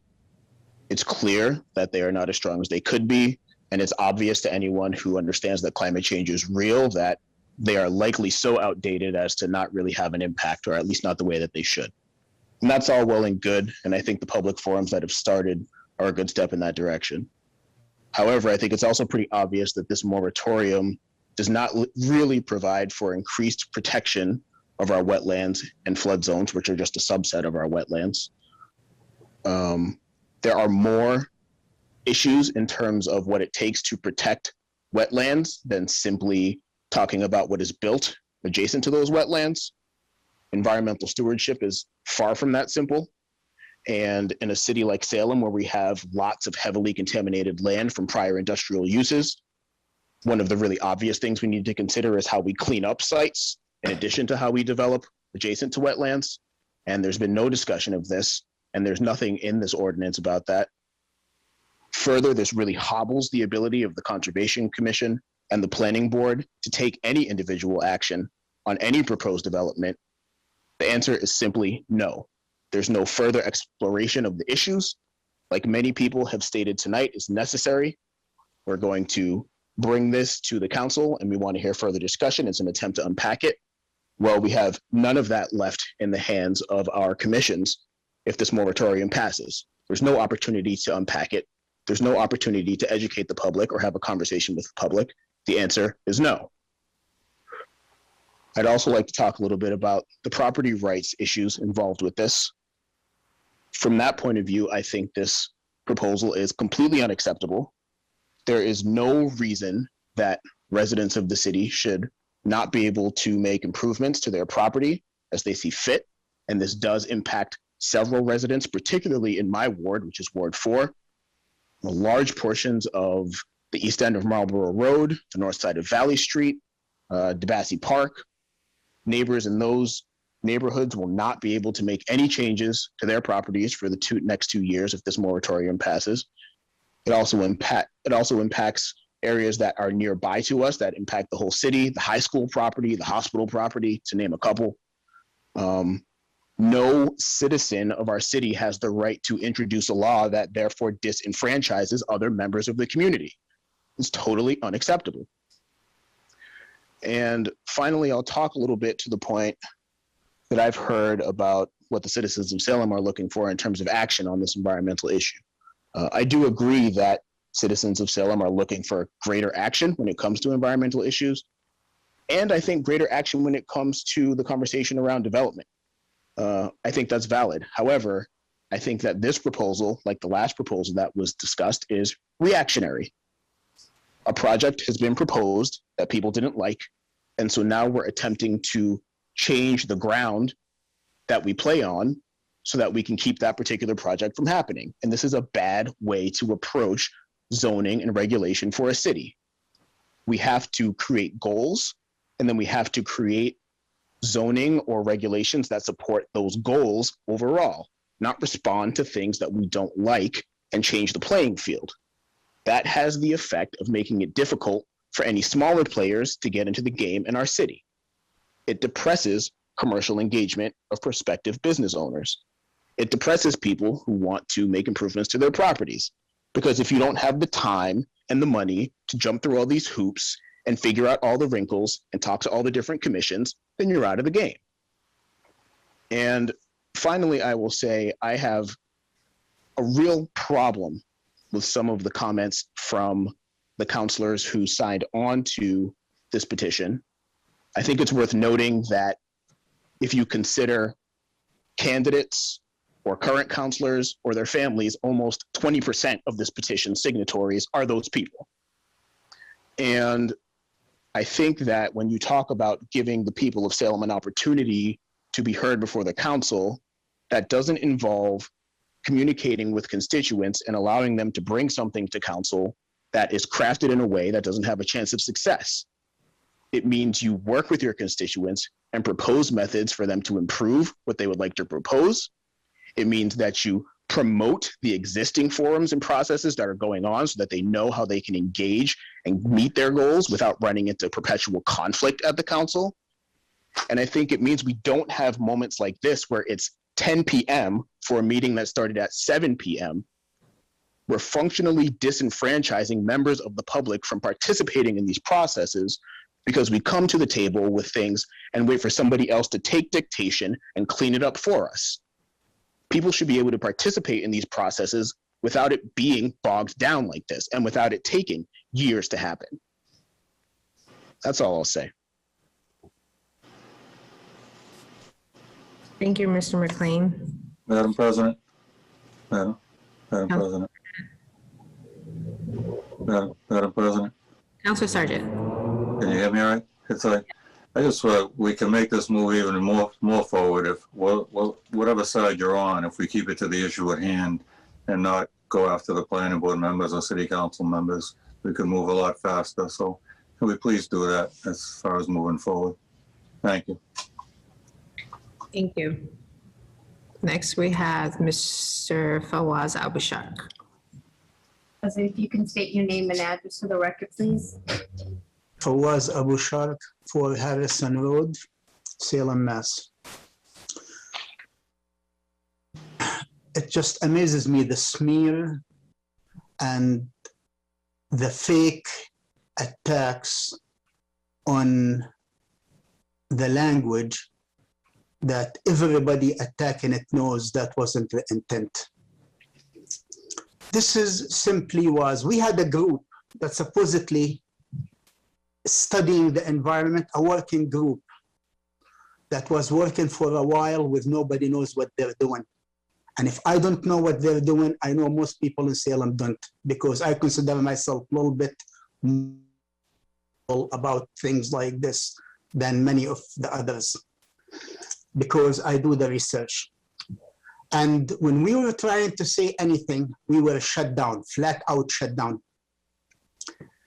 Also, we had the project on Cedar Street and the one on Franklin Street. We had projects that supposedly needed licensing while the working group is still working on the ordinances and on the rules. So the whole idea was to reach out while you are trying to figure out, and this is for the counselor in charge of that working group and for all the others, while you're trying to reach out to what you want to do, what rules you want to come out with, what ordinances you want to write, with all these things, it doesn't make any sense to give licenses or permits to big projects that eventually might conflict with the rules you might come up with. And we were shut down on that too. And this is why we're trying in other ways to reach out. You voted in the council for the other thing to go into a committee, and it went and it died and it didn't come. And that was like back in February and March. And that's by the same counselor who is the head of the working group. This is not about stopping people. This is not about the regular people of Salem. This is not about stopping development. Stop the politics. This is you trying to smear other people and other counselors for something that's not their intent. Please, this is simple. We're trying to tell everybody the common sense behind. If you are working on something, it doesn't make any sense to give permits or give allowances on something you're still working on. Wait till you finish your work, then do it. It's poorly written. I agree. I didn't even see it. Today is the first time I look at it. I hear about it. It doesn't matter because we wanted to go to the professionals, the planning board, the conservation, all the other commissions, the professionals, so they can finish the work they are doing. They can figure out what they want. They can figure the ordinances and the rules that they want to work on and eventually apply it to our developments. Meanwhile, forget the 2 years, forget the 5 months, forget the 1 day. This is all language by amateurs. And I'm gonna consider myself one of them, even though I wasn't one of the writers. We're trying just to give the message, let's not do something that might end up contradict with what we want for our city. And let's not do something that we cannot stop in the future. And if the people in charge of the working group, in charge of the committees, in charge of other things, if they are more open about the work, if they are more explaining, if they are more willing to talk back and forth, instead of going on Facebook and smearing and attacking and bullying. If all this can happen. Mr. Abishad, I'm going to stop you there. I'm going to stop you right there. And just to go back to Councilor Sargent's comment that we will refrain from attacking members of the council and the planning board and stick to the issue at hand. So if you could wrap up your comments about the moratorium, we would very appreciate it. We have several hands still raised. Thank you.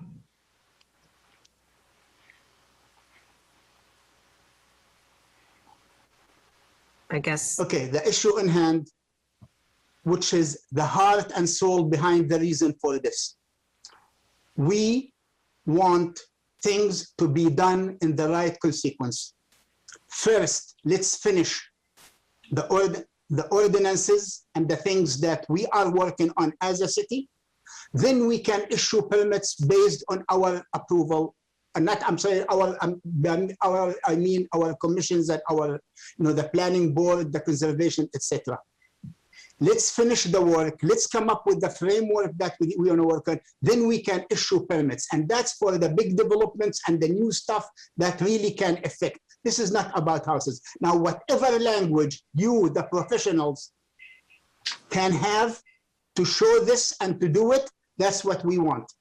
Whatever way you find and you think it's the proper way to do it, so we can do it and protect our city and our future and our wetlands, that's what we wanted. It's not time limited. It has nothing to do with, like I said, with time or language or anything.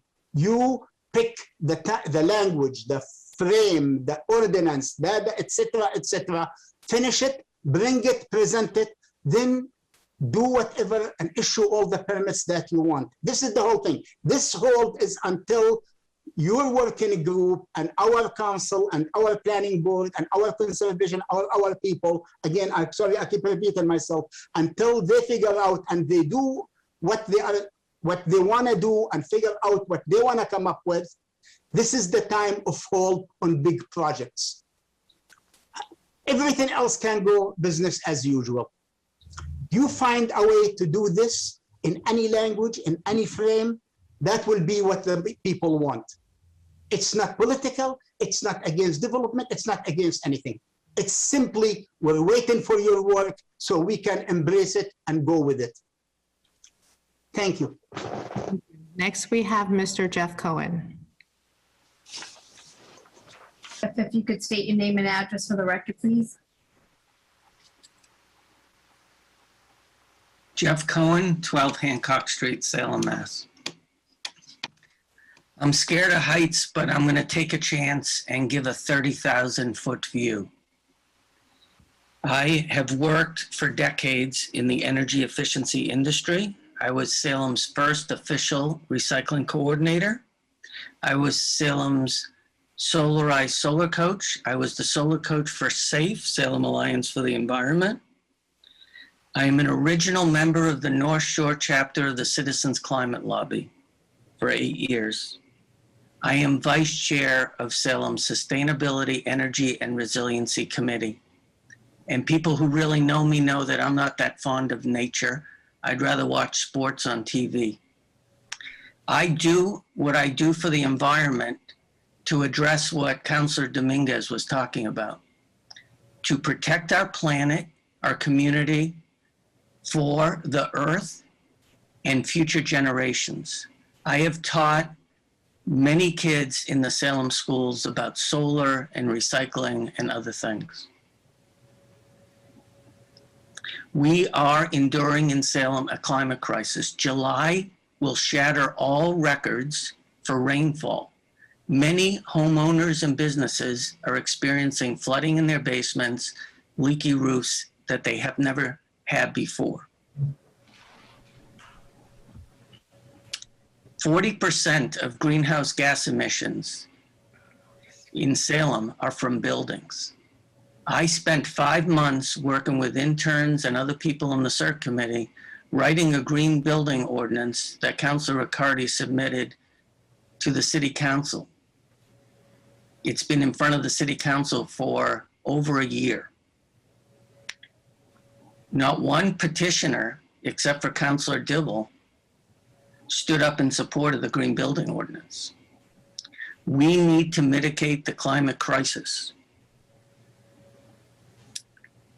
There is no one that I know of that is against protecting wetlands. That's like saying that you're against puppies. This is important that we rally as a community and focus on the totality of the climate crisis. It's an emergency. We are one of the most vulnerable communities on the North Shore. The second agenda item about Shetland Park is just one of the areas that is vulnerable. We have streets that are under sea level. We have filled in areas like Derby Street up to the post office. We are in danger and need to do something significant. So yes, we're going to protect the wetlands, but we need to do much more. I will be writing a resiliency ordinance. That's going to scare a lot of people. It is necessary in Salem. People are going to be displaced in our community. We need to find places to relocate them. We need to make sure that buildings like the CDC is building on Peabody and Levitt that have no residential on the first floor happen today.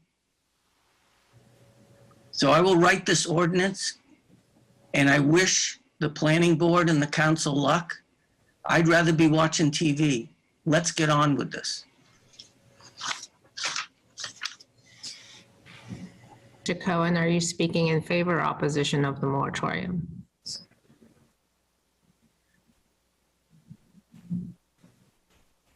I am in opposition to the moratorium for the reasons that Noah, Kurt, Councilors Medor, Riccardi, Morcillo, and Turiel, and McCarthy stated. Just want to make sure that people look at this as a bigger issue, and we have to account for everything together. Thank you. Thank you. Next, we have Jen Lynch. And if you can state your name and address for the record. That wasn't Jen, that was Mary. Okay, I think we lost Jen.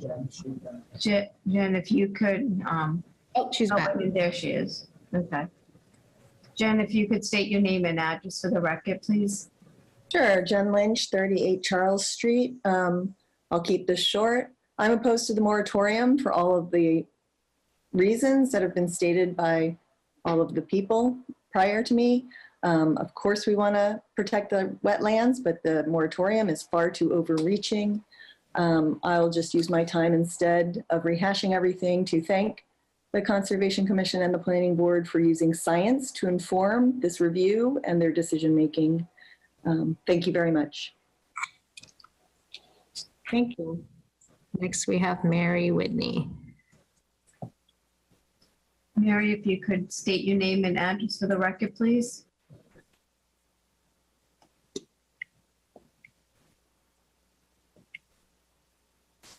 Yeah, Mary Whitney, 356 Essex Street. So I'm speaking in favor of the moratorium, not as it's written, but as a smart planning tool. It's already been ruled on by the Supreme Court decades ago. that these type of moratorium are completely legal. They don't constitute a per se taking, and they've been used in Massachusetts several occasions. The ones that Councilor Medora mentioned that got shot down may not have been the gold standard for building moratoria, but the fact of the matter is, while a community is working on changing its laws or even doing a master plan or a comprehensive plan, like the city of Cambridge was doing, they instituted a building moratorium, not even just specific to what we are trying to do, which is the floodplains and the wetlands, while we're working on the law that pertains to those areas. The ruling in 2002 by the Supreme Court involved a 32-month total building moratoria and was upheld as legal. And in fact, this is what they said about it. And this is my fear here, and I think that's why, you know, people are bringing it forward. And by the way, I want to speak on the topic, but, and I know it's emotionally charged. I don't agree that this is a thinly veiled anti-development tactic. I'm an environmentalist from way back. If you like the green roof on IKEA, I was on the low impact development working group under MIPA that forced the developer to put that green roof on there and also do a stream restoration and rebuild a wetlands and put in porous parking around that. I also, if your community received funds from the Mass Environmental Trust on the license plate program, I was on the grants committee for that. I also came to Salem because I ran a regional planning nonprofit that provided technical assistance to all 34 cities and towns in Essex County. At the end of it, we lost funding due to a recession, but we had folks coming from outside the state and even from Nantucket to come to our forums on how to balance the pressures of growth and conservation of your natural resources in order to make your communities healthy and livable and fair. So I'm sorry, there's been a lot of comments thrown around about how nefarious this moratorium and how it's not. I mean, people, as you have heard, are very concerned. So while we're working on the law, it's common sense and prudent to institute. The wording maybe is not great, but we're just asking that it gets done. And I'm just going to end with this. This is according to the Supreme Court. It says the financial constraints of compensating property owners during a moratorium may force officials to rush through the planning process or to abandon the planning process practice altogether. To the extent that communities are forced to abandon using moratoria, landowners will have incentives to develop their property quickly before a comprehensive plan can be enacted, thereby fostering inefficient and ill-conceived growth. The court also pointed out that a good moratorium might enhance property values by providing for better protection of property in the long run. So, to me, I mean, there's a lot of talk that's been made, but the fact is the law's being updated and changed, and meanwhile, projects are moving along at pace. It's common sense to say, hey, time out, let's get the law done. It's wonderful that we have, you know, these workshops going on and consultants, and they're talking about gold standards of ordinances in other communities. I'm sure there's a gold standard of building moratoria in other communities, and granted, this is not the best, but the fact is that it needs to be done, and it's the right thing to do. It's the smart thing to do. Otherwise, we're going to end up with things that are done and then the law, and they're not even going to be in sync with each other, which to me, it makes no sense at all. Thank you.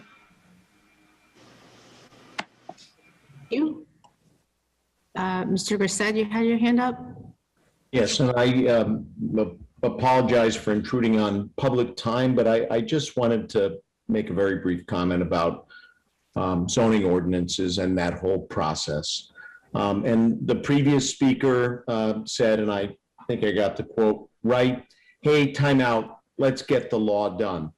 The law, the ordinances, zoning is never done. It's a living thing. It's not static. It's not a destination.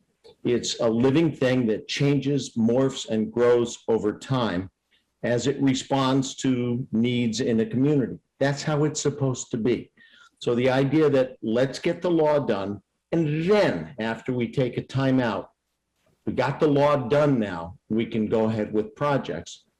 I think that's a misapplication, a misapprehension of how zoning lives. Thank you. Thank you. Next, we have David Frenny. Mr. Frenny, if you could state your name and address for the record, please. David Frenny, 5 Wyman Ave, Salem. So I just want to point out a few things here, and these are things we've heard, but I want to reiterate that this is a problem that close to 2,000 residents brought up several months ago. Yes, it may be extreme, but you don't come to a negotiation table and work on things to find common ground without starting high and shooting for overprotection. So we come to you with the problem. It's your job to fix it and solve it for us. So all we're asking you to do is just find a little common ground here, right? It's been very anti or pro, okay? We understand that, but we don't want this to just get thrown out. We want you to find some middle ground because from what I'm hearing, it seems like it's going to get thrown out. But that's, in my opinion, disrespectful to the 1,900 residents that signed this petition.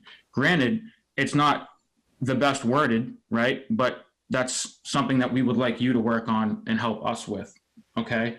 I don't know if you've seen the latest study, but NASA came out with a publication today that in the 2030s, when the moon flips its tides during its rhythmic 18.6 year rotation, it's going to cause coastal flooding that we've never seen before. So right now, we experience a couple floods per month in coastal areas. This new moon during this time of rhythm in the 2030s will, it's proposed, flood 10 to 15 times per month. If that happens, businesses can't keep operating. Parking lots will be underwater. People will lose their jobs because they can't get to work, and seeping cesspools will become a public health issue. And I quote that from the publication from NASA. So we're asking to just try and be reasonable and make sure we don't make a mistake by putting a building in or a development in now that is going to have drastic implications in 10, 20 years for the residents in Salem. I'll end with that. Thank you. Thank you. Next, we have Scott Silverstein. Thank you for waiting. Scott, if you could state your name and address for the record, please. Scott Silverstein, Footprint Power, Salem Harbor Real Estate, 67 Derby Street. Madam President, I first have to apologize for having jumped the gun earlier. I thought it was too good to be true that you'd be getting to public comment on this topic at 5 after 7. I didn't realize how wrong I was and how too good to be true it was. I do appreciate the opportunity to speak. The hour's late, so I won't belabor the point.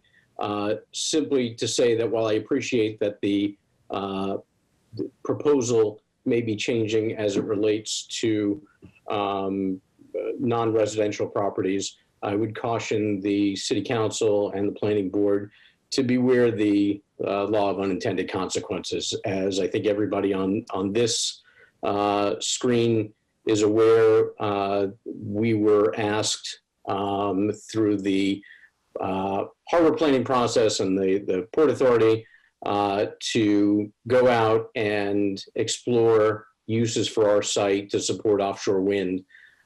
We had a request for expressions of interest out there. We've received encouraging responses to that request for expression of interest. We're in discussions with parties who've responded to better flesh out their proposals.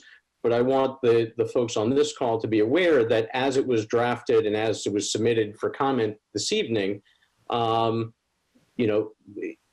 even if we were successful in finding an offshore wind related use for the site, a 2-year moratorium could significantly impact the ability of the site to be useful to support offshore wind. So as I said, the hour grows late, so I won't belabor the point, simply to note that as drafted, I would oppose the moratorium and encourage folks to consider the natural consequence. I do appreciate the comments of the chairman of the planning board. It's never, the process is never done. You can only deal with the rules that are in front of you at the time. And as someone who has spent not as many hours at planning board meetings as you folks have, I can say that our experience has been that the planning board staff and the members of the planning board, as that board's changed over time, ask really good, hard questions of projects and make projects better. Doesn't mean we always agree with where the members of the planning board may be, and I'm sure they don't agree with where applicants necessarily are all the times, but they ask really hard questions. The staff asks really hard questions, and they make projects better, and we appreciate it. So thank you for the opportunity to speak. Thank you. And Scott was the last hand raised. Any further comments from members of the council or the planning board? Well, is anybody there? The Councilor Sargent. Thank you. I just get back to the point, should we be building on the floodplains and wetlands or not? And I don't believe it's just about housing. It should be about, should we be building there or not? Just as far as talking about housing, I didn't like to see it get into being, people being chastised for being anti-housing. And with all due respect, we just had an issue before us at Shetland, and it was about not building housing there. And it didn't get into that kind of conversation about that. And I'll leave that there. Thank you. But, you know, we can look at this in a positive way and just ask the planning board to take this and do what they can with it constructively. I think we have to send it to them anyways. But, you know, it comes down to ideas like, do we do it in the wetlands and not the buffer zones? Do we exempt existing buildings so they can get permits to improve their buildings? Do we recommend against this altogether? But whatever the outcome, we must give the people that brought this forward the chance to be heard. And I think the planning board can do that professionally. So much has been said about climate change. So we can't actually, on the one hand, say we believe in climate change and that the oceans are going to rise. And on the other hand, not be concerned about building on our floodplains. And in some cases, building in areas where the river actually used to flow, not just floodplains, like down along Boston and Bridge Street area. That's where sailing ships used to come in. That's not just floodplains. So areas like that are the highest concern to me, are areas where the river used to actually flow around this city, the South River, North River, et cetera. And again, people and citizens are not expert at planning and being architects and being lawyers, but they are experts at knowing their neighborhoods and what goes on around them. And in this case, this petition was brought forward by a lot of people who live around wetland areas, and they're concerned, and they brought that forward. And what I ask us to do is take the expertise they have at living their life, living their neighborhood, seeing what the high tide or full moon floods do in those areas, and combining that with the experts on our planning department, and try and move forward with a plan and let them be heard and see where it takes us. Thank you. Thank you. Next, I think I saw Councilor Dibble's hand go up. Yes, thank you, Madam President. Can you hear me okay? Yep. Yep, thank you. I think we all heard quite a bit of passion today by the organizers of the first petition that was put before us, the 1,900 people. And Mr. Ibanez, I think his name was, he was directly affected by I think it was almost 500 units of luxury apartments that were going to be built basically beside and behind his house, all around the wetlands. And he spoke out, and he and several other people assisted in preparing that petition. They begged for help from several city councilors. They've spoken before the city council. They've spoken before several boards. And the frustration that he vented tonight was pretty strong, but he was able to hold it in, and he was very courteous. So I thank him for him and the others who spoke tonight. They got very, very creative after being shut down, after one city councilor, the chair, squashing it and not scheduling a meeting that they asked for. So they got very creative on this, and I applaud them. They forced the city council to remand this back to the city, to the planning board. For the planning board, for them to make a recommendation back to us, whether we're going to agree or vote on something, but they found a way to force it to happen. So, Madam President, I just want to say that this is required by the Board of Selectmen or the City Council shall, it's not an optional thing, to shall, within 14 days of receipt of this document that was just submitted, to remand it back to the planning board for their comment back to us. We don't have a choice in this. The City Council does not have a choice. It's the law. We need to send it to the planning board, and hopefully they've heard not just my comments, but everybody else's comments, and they come back with what Mr. Freni, I think it was, and Mary Whitney both talked about a compromise that I think everybody agrees that the wording of this is not that good at all, but the mission behind it, I think, is very good. We need to hear the mission from the public, from the residents of Salem, and to act on it. So we need to send it to the planning board tonight, and hopefully they can reshape this based upon the comments tonight, get it back to us, and we have a moratorium in place to protect the wetland resources from going forward, as we just heard. So, Madam President, I just want to remind you, we don't have a choice. This goes to the planning board tonight, or we're in violation of the laws. Thank you, Madam President. Thank you. Councilor Terrio. Thank you, Madam President. So I wanted to, initially, I was going to just address my response, to at the beginning of this to Mr. Kapantis, who stated firmly that we must remand it forward. And I will also address the Ward 7 councilor at the same time. Yes, we must send this to the planning board, and that's exactly why we're here tonight. And I look forward to closing comment and sending it off to the planning board. It doesn't mean we have to vote for it. When it comes back to the planning board, it doesn't mean we have to support it. I don't. I will not. That's one vote down. I don't know about the rest, and I'm not going to ask that question here, even though we're in a public forum where we could do so. That's up to every individual counselor to make their own judgment on it. It's up to the planning board members to decide how they want to address this. Do they want to make corrections? Do they want to fix it? It's not about the wording. It's not about how well it's written or how well it's not written. It's about the intent behind it. And the intent, as it's been delivered to us, once through a process that I believe wasn't heard, mainly because it wasn't legal. And the second time around is now before us tonight. It's a process that, regardless of what people say the intent was, it's a process that would effectively shut down everything.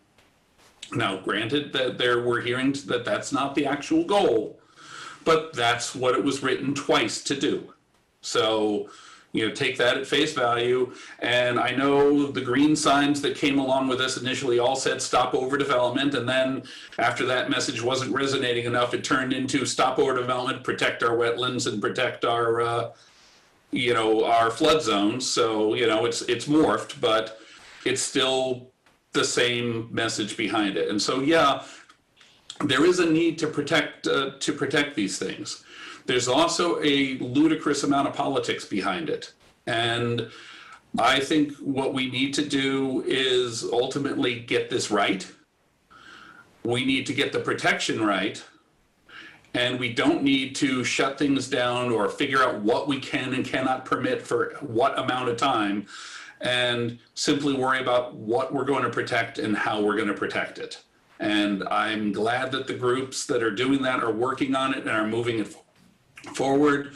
I'm really looking forward to seeing that hopefully by the end of the summer and having something that we can work with and vote on. And I think greater protection is something that ultimately, no matter what side you're on in this particular debate, or whether you have a green sign in your yard or not, that I think all of us are going to support when it comes forward, and that'll be something I look forward to seeing hopefully pass 11-0. So with that, I yield. I know Mr. Corretz still has a comment he'd like to make, and then hopefully we can vote and send this off to the planning board and all go to bed. Thank you. Thank you, Mr. Koretz. Yeah, just a couple of things. One, I'm a little bit confused about where the argument and the derision about sending it to planning board is coming from. I haven't heard anybody tonight say anything about not sending it to planning board for our review. That's the procedure, and I haven't heard anybody say otherwise. So I'm confused as to why that came up. But I also just want to say, what's really confounding about this to me is that we're being like, you can't have your cake and eat it too, right? Like we're hearing commentary from the public about like, this is a group of amateurs, like we're just trying to get this in front of you, we're desperate to get this in front of you. If this was a group of amateurs that proposed this, then I think the reaction would have been much different. But literally 2 of the small group of petitioners are city councilors who are by definition not amateurs. Their job is literally this process, right? And so I think that's what the reaction, at least for me, was about. And I think that you can't just say there's been a lot of interchanging between they and we. Like there have been a group of citizens organizing around wetlands protections, but this is a petition that was put in by a group of people that includes 2 sitting city councilors.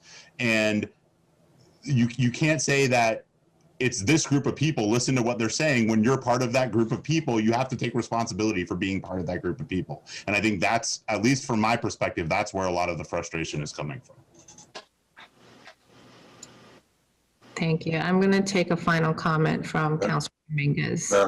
Madam President. Thank you, Madam President. I need to respond because I think I've been alluded directly with my name by many members of the planning departments and also some of the city council. And I need to make clear something. I feel that when the ball is in your hand, you play in a different manner. I hear a lot of mention of political capital, and I think who are politicizing the issues are you. And I have to say directly to you, because what I did was to perform my duty as a city council. My duty as a city council is to listen to the people of Salem. I met with some of the members of that group.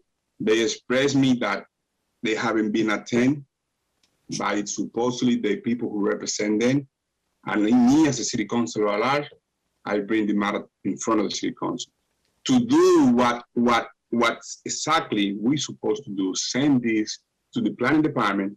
Now we force it to do by law, because by any way we was listening by.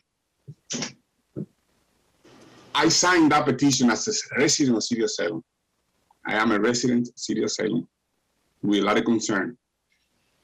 With the main concern that for some reason, our local government is not listening to the residents, and I'm one of them. So I'm entitled to sign that petition as a resident of the City of Salem.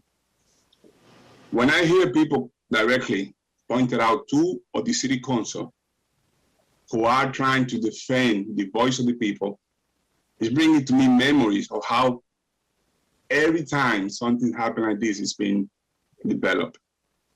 Now, tomorrow we're going to hear Salem News saying 2 of the obstructionists, the one that say no to everything that's coming in front of us, say no to this and this and this and that.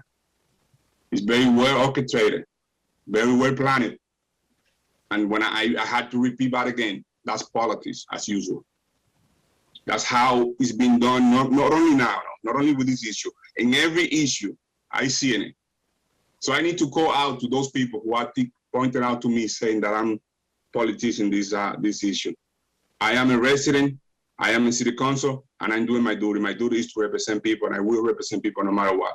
I pay the price, whatever price it is.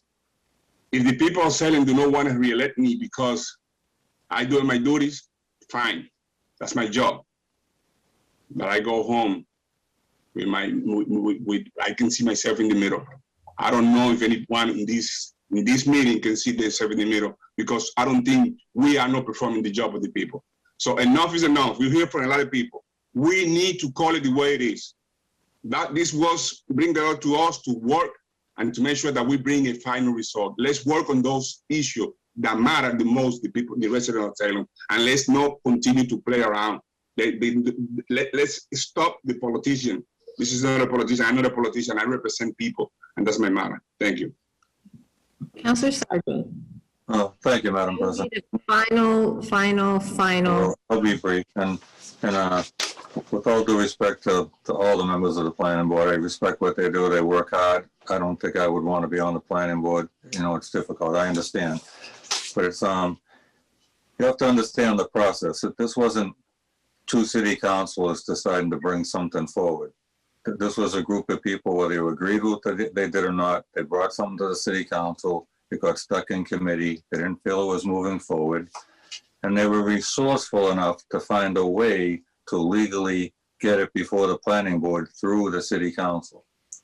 And doing that, they asked a couple of city councils to help them and to sign their petition. Those councilors didn't initiate the petition. They just helped some people move it forward and to get it before the experts on the planning board. And I hope people just understand that process. That's what city councilors do. People ask us to bring things forward so they can be heard. And that's what we all end up doing, whether it's a small issue, a big issue. But, you know, you may see some things as large as small, but if it affects that many people and hundreds signed the initial petition, it was important to them. So it has to become important to us to help move it forward, at least. The result, who knows what the result's going to be, but they just needed to have it heard, and they felt strongly about it, and they were helped. And that, so I applaud that process and hope it'll move forward to the planning board and see how they do. Thank you, and thank everybody. Thank you. With that, Councilor Marcillo. Thank you, Madam President. I did want to make a comment, but maybe I won't. I move that the public hearing be closed by roll call vote.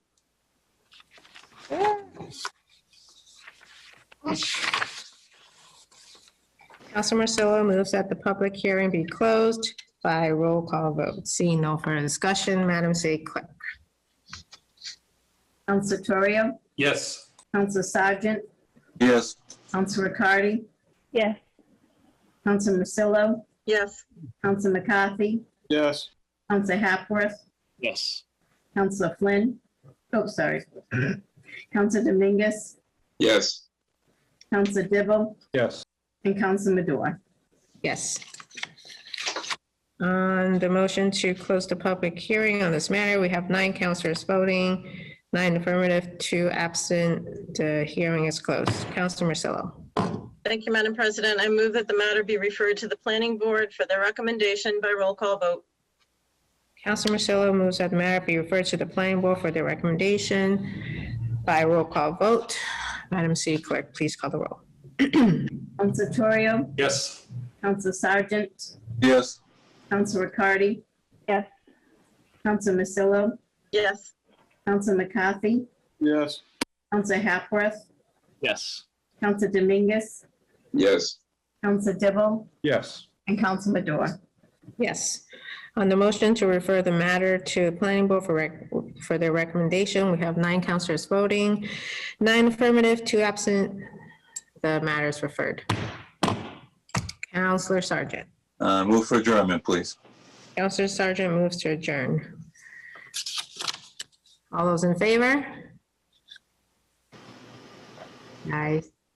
Did you say 9 hands? So all those opposed, seeing none, we are adjourned. Thank you, everybody. Have a good night. Thank you, everybody.